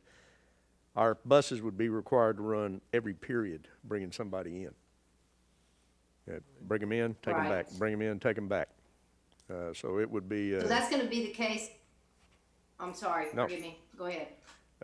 It would put our bus delivery and taking the kids back home on overload in conjunction with what they have to bring, the students they got to bring in the morning and then take home in the evening at the end of the day, plus our regular dual credit classes that we're shuttling kids from the campus on a basically every period going over to the Learning Center for those. We didn't discuss this before the last motion, and it's a done deal, but I hope that parents understand that if they've got remote learners, then they're going to have to provide transportation to and from practices. Whether it be cross-country, UIL, football, whatever, correct? Yes. Okay, thank you. Any more discussion? Entertain motion. Mr. President, I move that we approve the remote learners or remote students to be able to come to the CTE classes for whatever time it is, with the understanding that the parents will have to bring them for that class. Okay, I have a motion on item F. Plus the art, it's not a CTE. Okay, plus the art, Mr. President. Okay. Okay, I have a motion on item F as made by Mr. Childers. Is that good, Mr. Ramirez? Yes. Okay, I have a second. Second. Second by Ms. Hoff. Any discussion? All in favor, motion say aye. Aye. Aye. Okay. Scott, you supporting? Mr. Reese? He disconnected. Okay. It was 8 o'clock. Did you get him when he disconnected? Okay. For the record, Mr. Reese disconnected at 8 o'clock and motion passes. Next item on the agenda is item G, appraisal district report. I don't have much to report. Everything is going very, very, very well. The board at the last meeting did sign a 5-year LaSalle County Web interlock contract. I think I brought it up at that last meeting, and we two of our attorneys that serve on the board, Ms. Martinez and Mr. Barrientos, they did look over it very, very well, and it sounds like a long time, but we can get out of it 30 days. No problem. They said it wouldn't be a problem at all in case something were to happen that we need to get out of it. One thing that we're going to look at is, well, we do have a ARB opening. We're going to have 2 of them at the end of the year. One of them right now, we had a board member that resigned on it. If you all know anybody that you think might be able to serve on it, they're pretty busy. They almost have to be retired. And if you all know any suggestions for names, we're going to need 2 of them. Holler at me or the appraisal district office. It doesn't matter. So we can make sure they qualify and get them and bring them up at our next meeting, because one of them is gone already. One thing that's gonna affect us next year, is gonna be our, our ARB is doing a real good job. They, they held, their values. There were just a few of them that they lowered a little bit, and it was hotels, and that's something that's gonna really affect the school district, or all the entities, including the school district. What they, use is the income approach, and a lot of these hotels, I mean, there's not very many people there, and, I mean, some of them are 35, 40 bucks, you know, is what they're getting tonight. And, but that's gonna hurt us, you know, next year. It's gonna be pretty rough. It won't be as rough for us as it is for the city, but, it'll be pretty rough for them because they depend on that income. Any questions? Thank you. We'll move on. Item H, delinquent tax collection report for month of August 2020. Anybody have questions for Dr. Shields on it? We will move on. Update on construction projects. Mr. Vela? Just what you have in your packet, sir. Okay. Any questions on the construction report? Construction projects? Okay, thank you, Mr. Vela. Appreciate that. Anybody have any questions for child nutrition report for Ms. Martinez? Want to say, Ms. Martinez, tell your staff they have been stretched far and long, and thank them for us for feeding our kids in-house and drive-by curbside. Okay? Thank you. Thank you, I will. Okay. Item K, how are you doing, Ms. Martinez? Do you need some more help with everything going on? Or, I talked to Mr. Vela today, so we're working on a plan to see what we can do. I'm gonna give it a couple of days because since it was just new yes, ma'am. to our ladies, to see where we're at here midweek or maybe towards the end of the week. I did feel today, like for the first time since I've been in this position, that I couldn't help them. I mean, I was in there helping them, but like to give them a direction of how to make it easier for them. But we talked to them, I kind of gave them some motivation, and I told them to keep their heads up. I did have to send some staff from high school to Ramirez Burks. And then I took the breakfast from the West Campus to high school because they don't serve till later in the morning. So they'll have enough time to kind of go and deliver breakfast to the West Campus. So I'm hoping tomorrow will be a better day. But we'll see where we go from there. And Mr. Vela's working with me, so we'll make a plan and see what we can do. If we could have to add more people, or I'm hoping my other two people come back here soon. So that will be a great help too, as well. Thank you. Any questions or discussions? Thank you very much, Ms. Martinez. Anybody have any questions on the student enrollment report for August 2020 for Dr. Shields? We'll move on. Thank you. Thank you, Marcy. Anybody have questions on item L, financial report for Mr. Vela? We will move on. We're rolling along now. Curriculum instruction report, Ms. Navides? I don't have anything unless you have questions about the campus reports. Yeah. Any questions for Ms. Navides on, she doesn't have anything for us? Got off easy, Ms. Ramirez, thank you. Purchase over $25,000, Mr. Vela.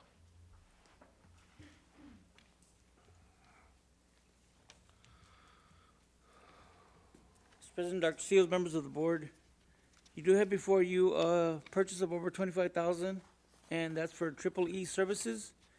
And this is Mr. Ramirez, who we contract to provide services for our band and our mariachi. It's an average of 35 hours a week. 1,424 hours a year at $35 an hour. I would like to point out that Mr. Ramirez also volunteers to drive our band, trailer, and a lot of other things that he does out of what he feels he needs to do. Currently, I recommend the approval and go from there. President, oh my gosh, I can't see, sorry. It's an approval, right? Yes. Yes. To accept the purchase over 25,000. Do I need to name Mr. Ramirez's, what was it? Triple E Services. Triple E Services. Triple E Services. Yes. Okay, I have a motion on item N made by Ms. Yanes. I have a second. Second by Mr. Ayala. Second. Oh, Any discussion? I have one question. Yes, ma'am.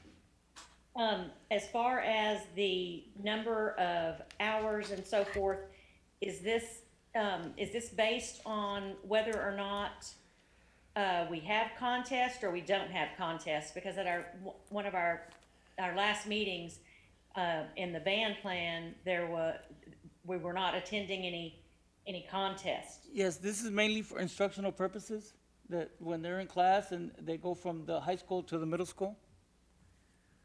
The contest, a lot of things that they do is kind of like above and beyond for them. Okay, didn't know that. but Kim, I think they had said that they still were in standstill because they weren't sure what the mariachi was going to, if they were going to compete at all. So I they're know, on so stand. that's why I was Yeah. basing the Oh, hours okay. that he put. If that was pending no contest or pending, last year, based on last year or the year before, I would say, and the contest he Yes. attended, since there weren't going to be any. So I was just curious as Oh, okay. if the fee would go up if he attended. No, the fee would stay the same. Content. Like I said, a lot of the items that Mr. Ramirez takes care of for the district, he'll do above and beyond. Like I said, he'll drive the trailer and other things and kind of not included. He does it on his own and helps us out Perfect, with thank it. you. Okay, I have a motion by Ms. Yanes to accept the Triple E service contract with Mr. Elio Ramirez Jr. for the 2020 to 2021 school year. Have a second on it. Second by Mr. Ayala. Any discussion? All in favor, motion say aye. Aye. Jamie? Aye. Aye. Aye. All opposed, same sign, motion carries. Item O, Thank you, Mr. student. President. Thank you, Mr. Villa. Student absences during in-person instruction. Dr. Shields? We are, let me back up a little bit. As education itself is evolving and changing with all of the technology that we are employing, and not just in our district, I'm sure every district, we are entering a time when students can receive instruction when they're not in class. And we have students that are, maybe have to, say I've got a dental appointment at 11 o'clock in San Antonio, and I need to leave at 9 o'clock. And somebody, my mom or dad's driving me, and I'm sitting in the car on my computer attending class. And so I've gone from in-person to remote. Should I be absent? Nope. Or should I be present because I'm there? And so we're running into those situations now. And I wanted to get the board's feedback on that, because I'm feeling like that we need to count them present if they are there, either in person or in Zoom. What we cannot afford, just for logistics purposes and planning and everyday stuff, is for me to be in person on Monday and I decide, oh, I might be sick tomorrow, and so I'm gonna, be out tomorrow. Then I'm here 2 days and I'm out today. And it's not a situation where the parents or the student, either one, gets to choose which one they want to on a daily basis. But once you have declared and things are settling in to where you are in person, if you want to go remote, that it's for a doctor's visit, for something that's kind of beyond your control. And if you are attending via the Zoom, that you get credit for that, for attendance. So. I there- think, Prin- go ahead, Dr. Seals. Principals, do y'all have any concerns about that?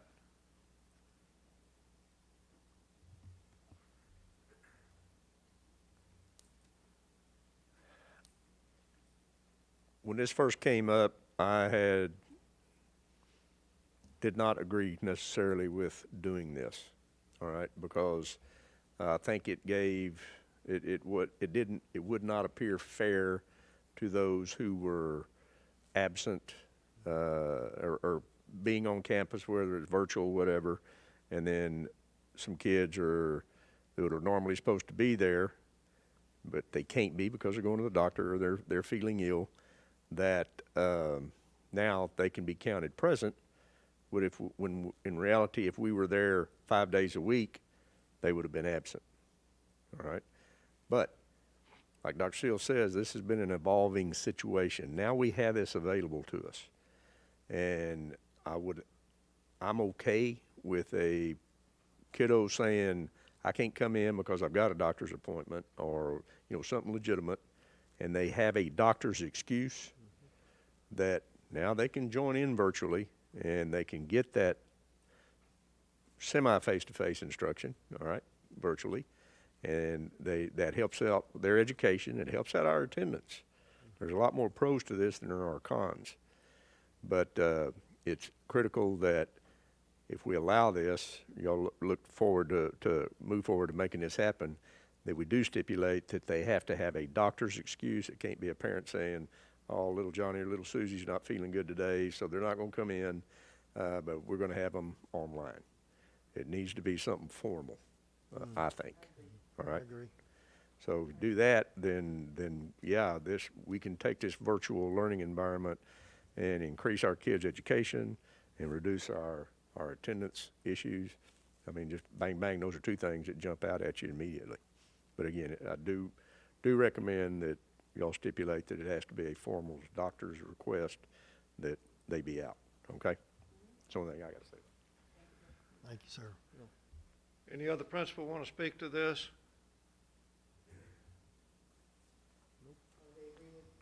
I agree with Dr. Norris. I'm good with it, as long as they are, they're able to, for us, it's a little bit different,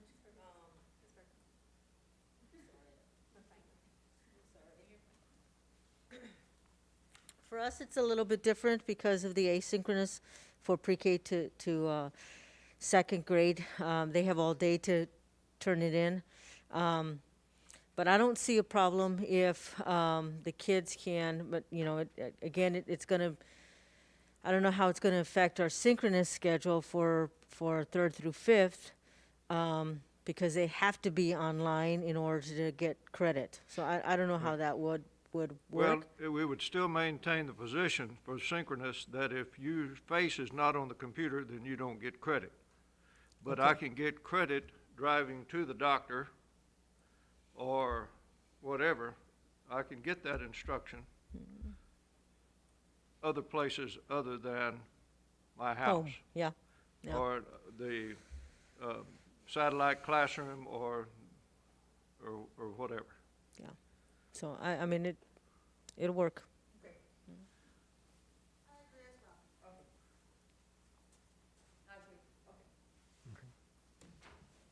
Okay. Is this an action item? I know it can be made one, but No, I just wanted to get some feedback. You bet. Here. I think If anybody feels like that's a mistake, yeah, right now's the time. now's the time for that rationale to be explained. I agree with them. That's one of the maybe positive things that has come out of this entire thing, is, if I'm sick, I can stay home and still get my lesson if I feel like it, but certainly running to the doctor. So I think that's one of the few positives that is coming out of it. We're good.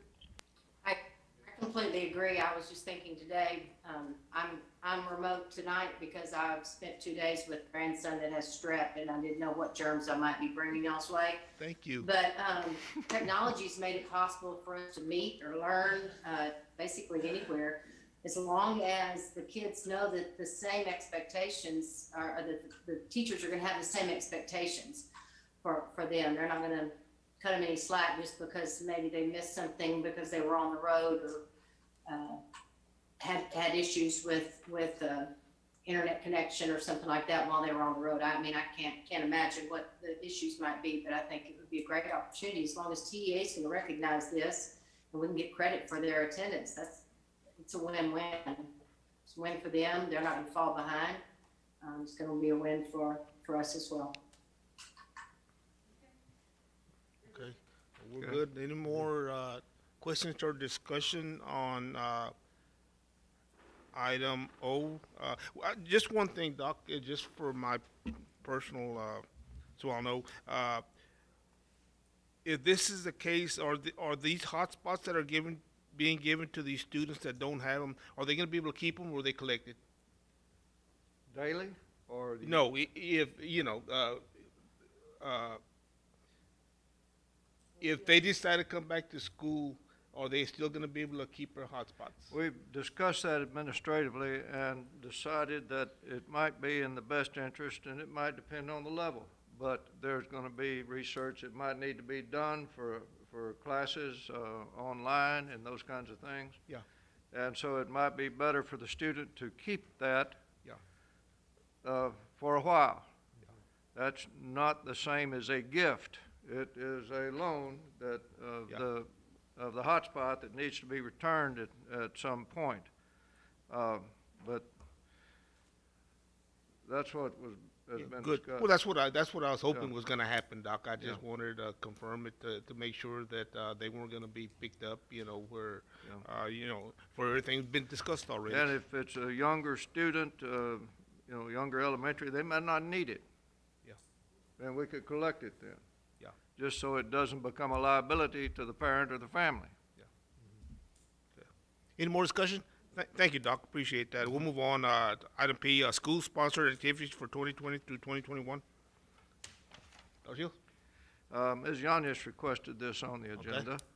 I brought this up because I know that, I reached out to some of the senior parents, and I asked them, because we're already opening up school, we're participating in extracurricular activities, and I hadn't heard anything about going way too forward. Homecoming, pep rallies have been limited or removed, and at least parents' night. And like well,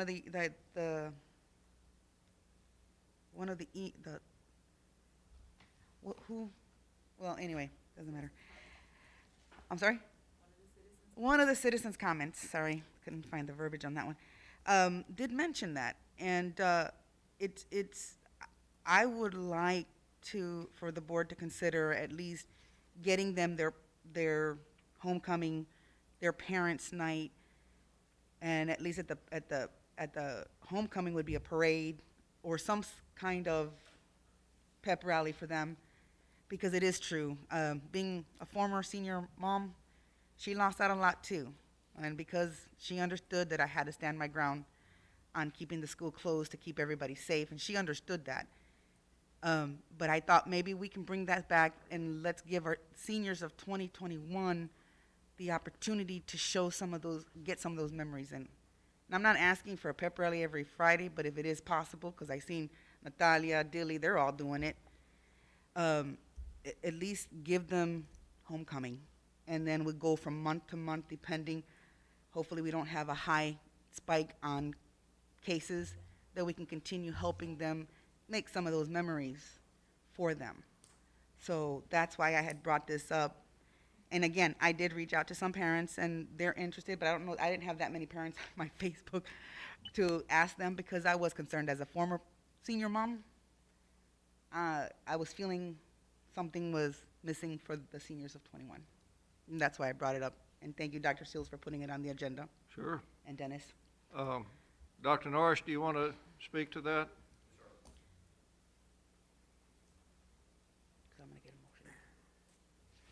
when we got into the COVID pandemic and all those things that we had to do to try to alleviate exposure to it, and we had to look at how many kids we were going to have on campus, if at all, at the beginning, and then it rolled around to where we could implement our A-B schedule.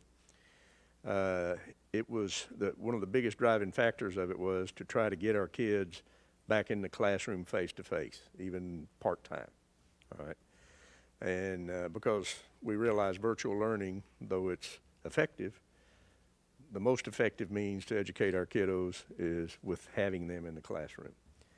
And so we started looking at what we might be able to do for the extracurriculars. And immediately was, okay, are we going to have a season of any sports? And y'all rectified that and brought that about to where we could, and appreciate that. But then we started looking at all the activities associated with it, like pep rallies. And when I started looking at pep rallies, I'm sitting there going, we've got to, number one, take these kids back out of the classroom to do these pep rallies, and it's probably going to encompass at least one period and maybe into a second one because of the transition time we're going to have to do to get them, we're going to have to take them essentially to the stadium because we're not going to have enough room in our gym to house all of them, all right? Or it's going to be real close. So we were looking at holding it in the stadium. So now we've got to move them over there. So now we're taking them back out of the classroom for something, for a pep rally. So I'm sitting there going, this is not a good idea. It's kind of defeating the purpose of what we're doing, trying to get the kids back in the classroom. Now, to the homecoming side of it, I talked to a teacher this past week, and they had already put some things in place, some plans to have a homecoming halftime, all right? And it was interesting to see, it was great to see that they had incorporated a lot of things that our committee had put together for graduation. And I added a few things, showed them how we might be able to position the kids and hold the halftime ceremony and meet all the distancing that we need to do. And I think the halftime activities for homecoming is doable. I think we can make that happen because you're going to have people that are in the stadium that have already had their temperatures checked, already had gone through their sworn statements that they're not exposed to anything, and we have a finite and defined number of people in there. And you got a ticket, you got in. Nobody else is getting in. Everybody's checked out who's supposed to be in there, including our kiddos. And we're talking about using a halftime activity to do it. Again, we got it. We got the time. We got the people. And we got the means and the direction or the guidelines to do it. So I think a homecoming halftime activity is very doable. Now you slide over to looking at the homecoming parade. Now you're going to run into some other issues that you may not have control of. You can put in stipulations or guidelines on how you're going to have your floats. And I think you can control closeness there.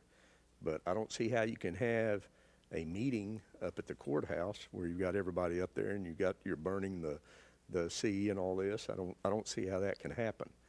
Plus, on a parade, you can control those in the parade and how you have them set up.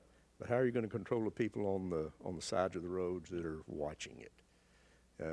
Will they socially distance? Will they do what they're supposed to be doing there?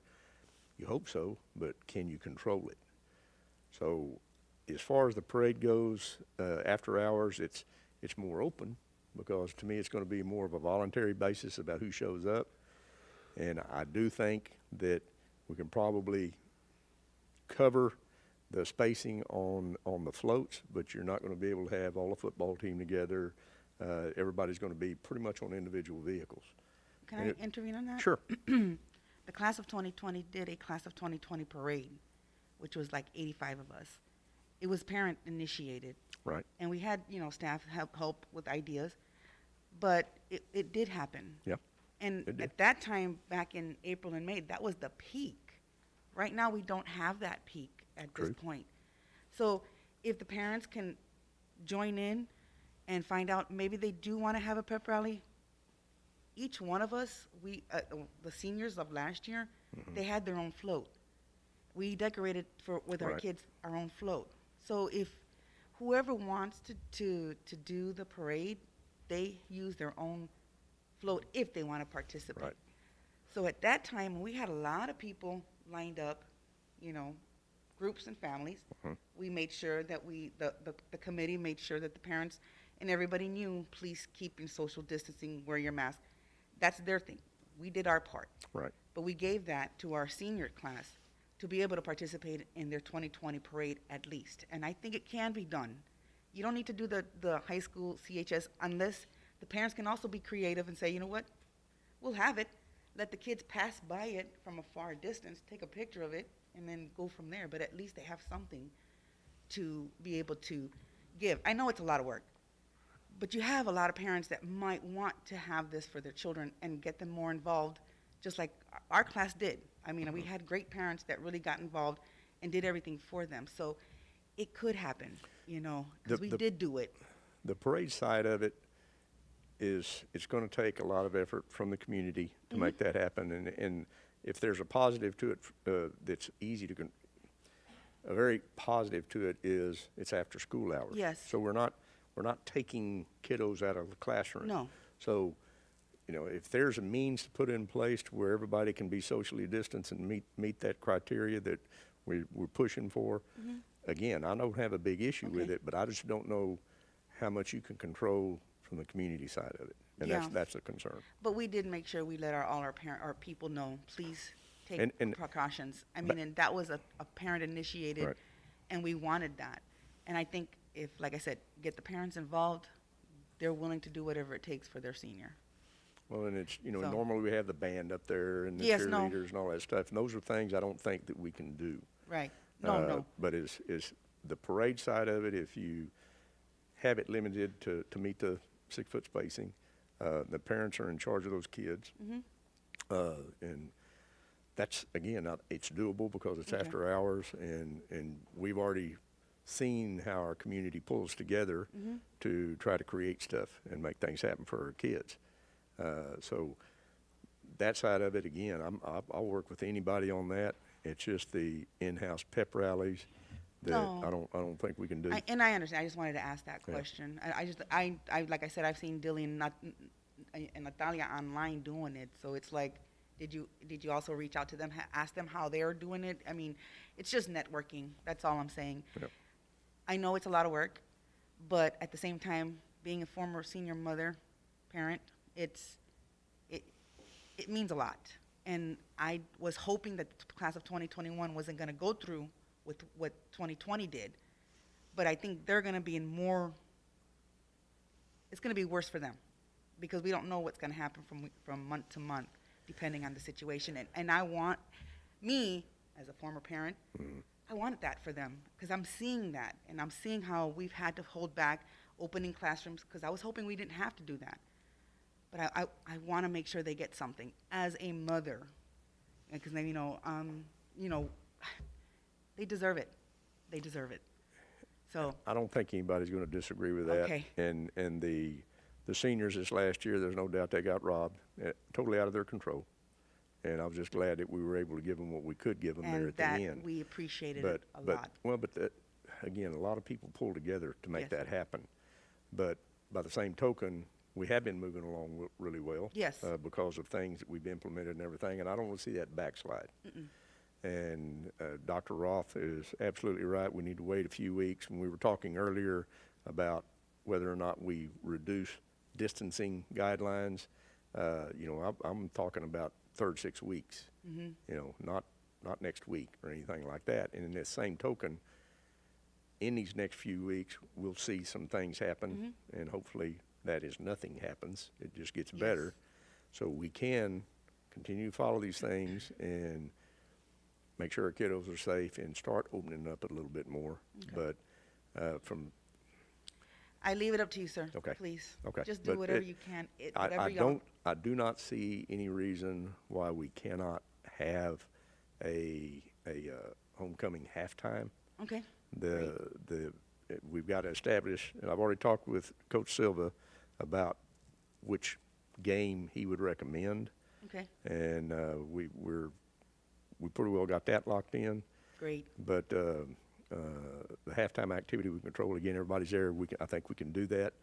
But the parade's a little more iffy because there's some variables there we can't control. Well, But then- it is, I'm not saying it can't be doable, and I know the community can pull together and do their best to make it happen. But again, that's after hours, Yeah, and something and else can be done. hopefully some of the parents are listening, that they'll push for their children for at least a parade for them. And it could be done by the parents Right. as a community, but at least something. Okay. Thank you, Dr. You bet. Norris. You bet. You Thank know, you. I think everything can be, if it's planned well. I realize that we, sometimes our very best plans that we make can be changed. But as we go forward with everything that we're doing, as we make time to plan it, it can be planned well. And as Dr. Norris stated, our community will come together for our kids and make memories for these kids. I believe it will. Dr. Norris, based on the information in our packet that shows, that outlines the protocol and procedures for the homecoming and for the senior parents' night, I think just like y'all were able to pull off a very successful graduation for our 2020 students, these protocols listed in our packet, I'm in complete agreement with you, and I think those two special occasions can certainly be pulled off for our seniors this year. Okay. Any other questions? No? Okay. The agenda item is very broad. It's not just homecoming. It is school-sponsored activities. So I'd like to hear from the other principals, for the board to hear from the other principals too about any concerns, because you got all kinds of field trips, all kinds of parent nights, all kind, things that normally go on. Dr. Jurasik, you want to speak to this?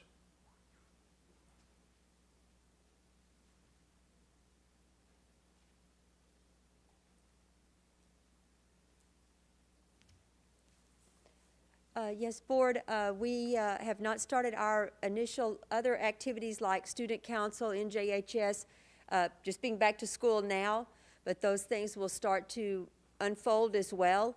I am short a couple of National Junior Honor Society sponsors this year, so I'm kind of, put my feelers out again. I did at the end of last year and didn't get any takers, but usually someone steps up for that. But those activities will also begin to take place now that extracurricular is open. Any questions or concerns? So are you, when you have these activities, are they going to be meetings during the school day with the kids? How's that going to happen? Is it going to be virtual? Going to be in the evening? Or have you thought about that even? I haven't really gotten that far, honestly. Typically, in a regular school year, they're after school or evening. We've gotten to where, as y'all are saying, we're doing so much virtual now that, it's kind of a nice option, especially for those who, maybe want to ride the bus home and then do it from home, meet from home. But we're just still trying to keep our distance and limit that as much as we can. At this point, we don't have any field trips planned or anything like that. But I would like them to have the opportunity, some of that is community service, so I need to talk with my sponsors and see how can we still do those kinds of things on a safe and limited basis, but give the students the opportunity to participate. But that's something we've got to have some discussions on, yes, sir. Okay. Thank you. Ms. Perkins?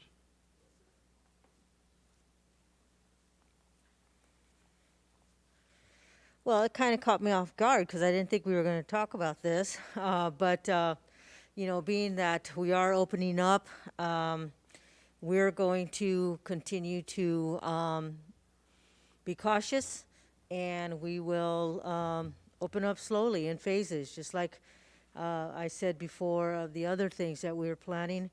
So that's where we're at. we're probably in the same, we're almost in the same boat as Dr. Drossik.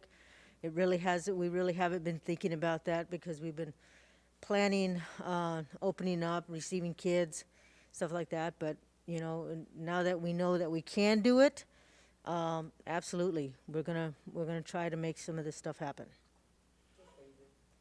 Yeah, okay. Ms. Perkins? Yes. Quick question. Yes. I know you have a very, very active, parent-teacher committee. Yes. Have you thought anything about, how, will they meet? It will, I don't know if that's really a school-sponsored activity, but, I know you have a very active committee. Yes, ma'am. Because we closed down, we went ahead and decided to extend our officers to to this year. Unfortunately, our president is no longer there. Well, her children she has decided to homeschool her children. So we were going to have to elect new officers and get that started. I have 2 officers left, and we'll get together and start planning that out. Yes, ma'am. Any more questions? Any more questions or discussion? This is for information. Oh, I'm sorry, Ms. Gonzalez. Sorry about that. Thank you. Forgot about the Eagles. Sorry. Since this is an opening for the school-sponsored activities, when I met with my PTC, when I had the PTC, some of the parents who are wanting to come into the school were wanting to participate. They are always very active in the school, and I had told them, well, right now it's a closed campus. We were not accepting any visitors. We were not accepting any parent volunteers to go and help. So I'm sure that the parents of the community are going to be very excited and happy that now they're going to be able to participate in field trips and activities based at school. Maybe we can open up some of the presentations that we had planned to do virtually, and maybe now they can come into the school, of course, following the social distancing guidelines and all the safety protocols. But I welcome that, and I'm pretty sure that the community in Encinal will welcome that decision as well. So thank you for that. So this item, I'm not sure requires a vote. It was just, I wanted to get feedback from the board, and if you said, no, it's still too dangerous, we were gonna hold off, or whatever. So you've heard the responses of the principals regarding activities that they are thinking about phasing in, or they're thinking about instituting at this point. And so unless somebody has a question about anything, we're just going to use our good judgment and moving forward as to what things to implement. Okay, we'll move on to item Q, additional special ed teacher at Ramirez Elementary School. Dr. Shields? We have a need for another special ed teacher at the elementary school. Okay. Recommend consideration of that request, please. Mr. President, I move that we have an additional special ed teacher at the Ramirez Burks Elementary School. I have a motion, item Q, made by Ms. Yanes. Have a second? Second. Seconded by Mr. Ayala. Any discussion? All in favor, motion say aye. Aye. Aye. Good, Jamie? Okay. Aye. Okay. Just want to make sure. Item R, additional special ed aid at Catula High School. We have a need for an additional special ed teacher at the high school, aide at the high school. Okay, Mr. President, go ahead. No, go ahead. Mr. President, I move to approve an additional special education aide at Catula High School as presented by Dr. Seals. Okay, I have a motion on item R made by Mr. Ayala. Have a second? Second. Second by Mr. Childers. Any discussion? All in favor, motion say aye. Aye. All opposed, same sign, motion carries. Item S, item S, resolution to adopt authorized broker dealer list. Mr. Vela.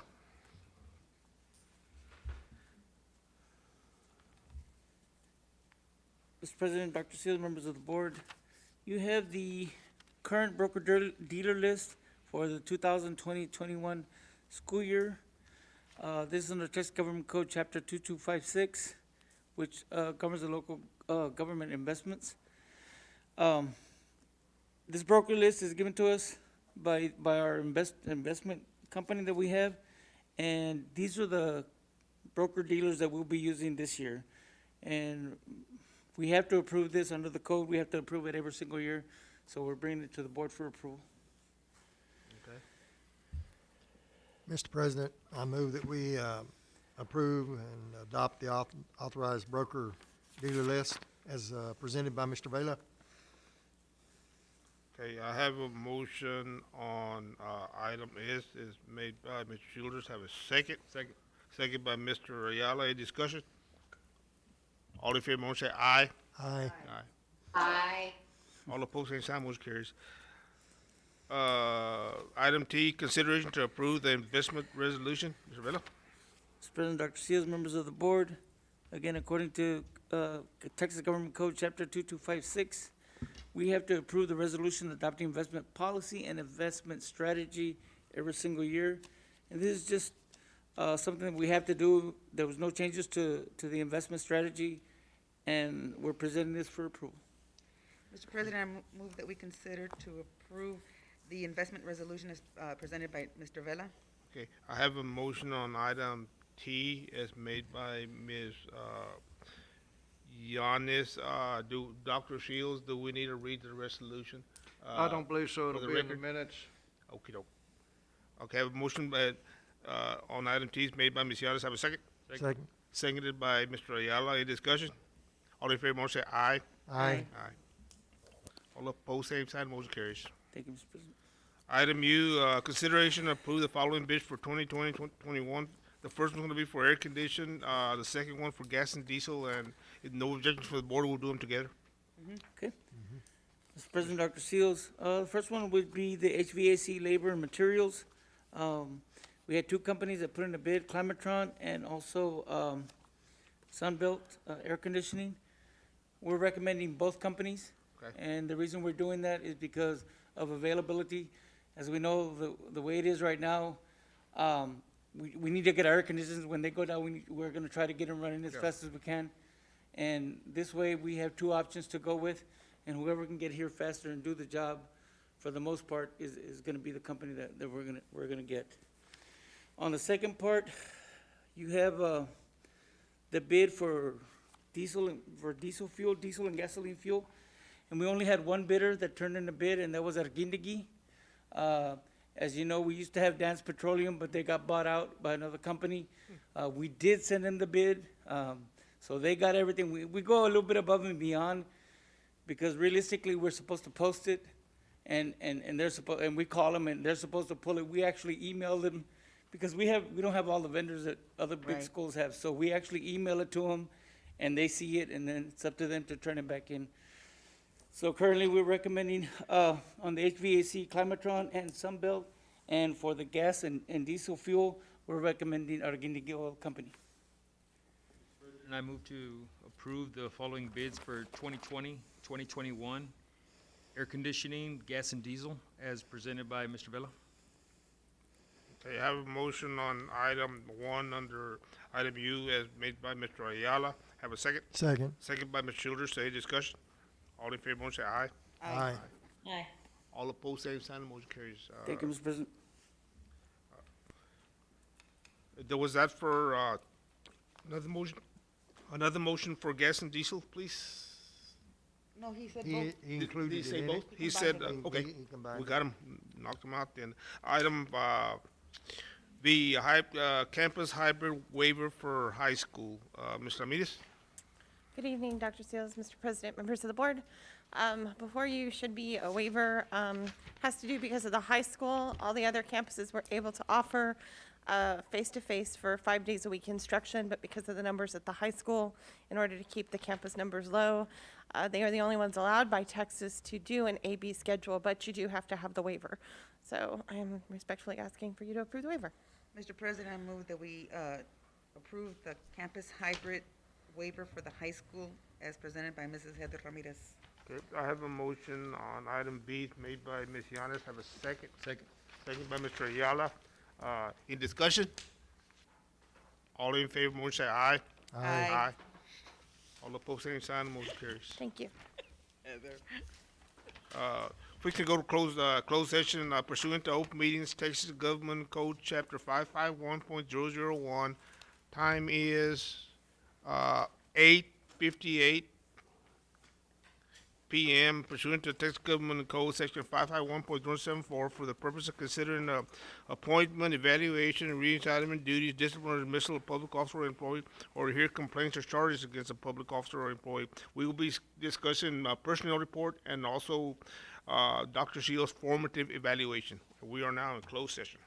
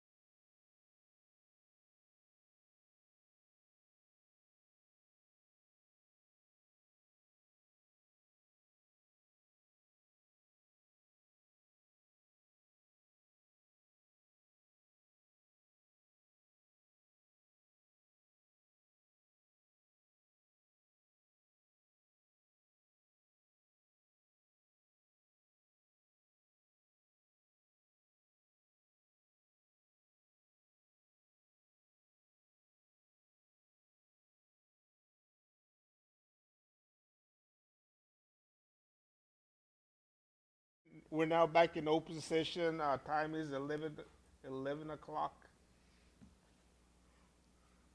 PM. Yep. We discussed personnel report. Mr. President, I move to approve probationary contracts for new personnel. Recommendations are presented to accept the following probationary contracts. Marisa Gallardo, Ramirez Burks Elementary, Special Education Life Skills teacher, subject to reassignment. And consider approval of recommendations for new non-contractual personnel at-will employees. Recommendations are presented to fill the following positions: Elvira Gonzalez, Catula High School Special Education Aide; Julissa Ramos, Newman Middle School Special Education Aide; Vicky Hanks, Newman Middle School Special Education Aide; Monica Perales, Ramirez Burks Elementary Special Education Aide. And those 4 staff members are subject to reassignment. Okay. I have a motion on personnel is made by Mr. Ayala. Have a second? Second. Second by Ms. Childers. Any discussion? All in favor of the motion say aye. Aye. Aye. All opposed, Aye. all opposed, same sign, motion carries. We also discussed, superintendent's formative evaluation. We don't need a motion, but just for the record, we did conduct Dr. Shields' formative evaluation, today. And that's all we need on it. We don't need, would you prefer a motion on it, Doc? No, sir. Okay, we'll move on. I move to adjourn. I have a motion to adjourn by Ms. Childers. Have a second? Second. Seconded by Mr. Ayala. Any discussion? All in favor, motion say aye.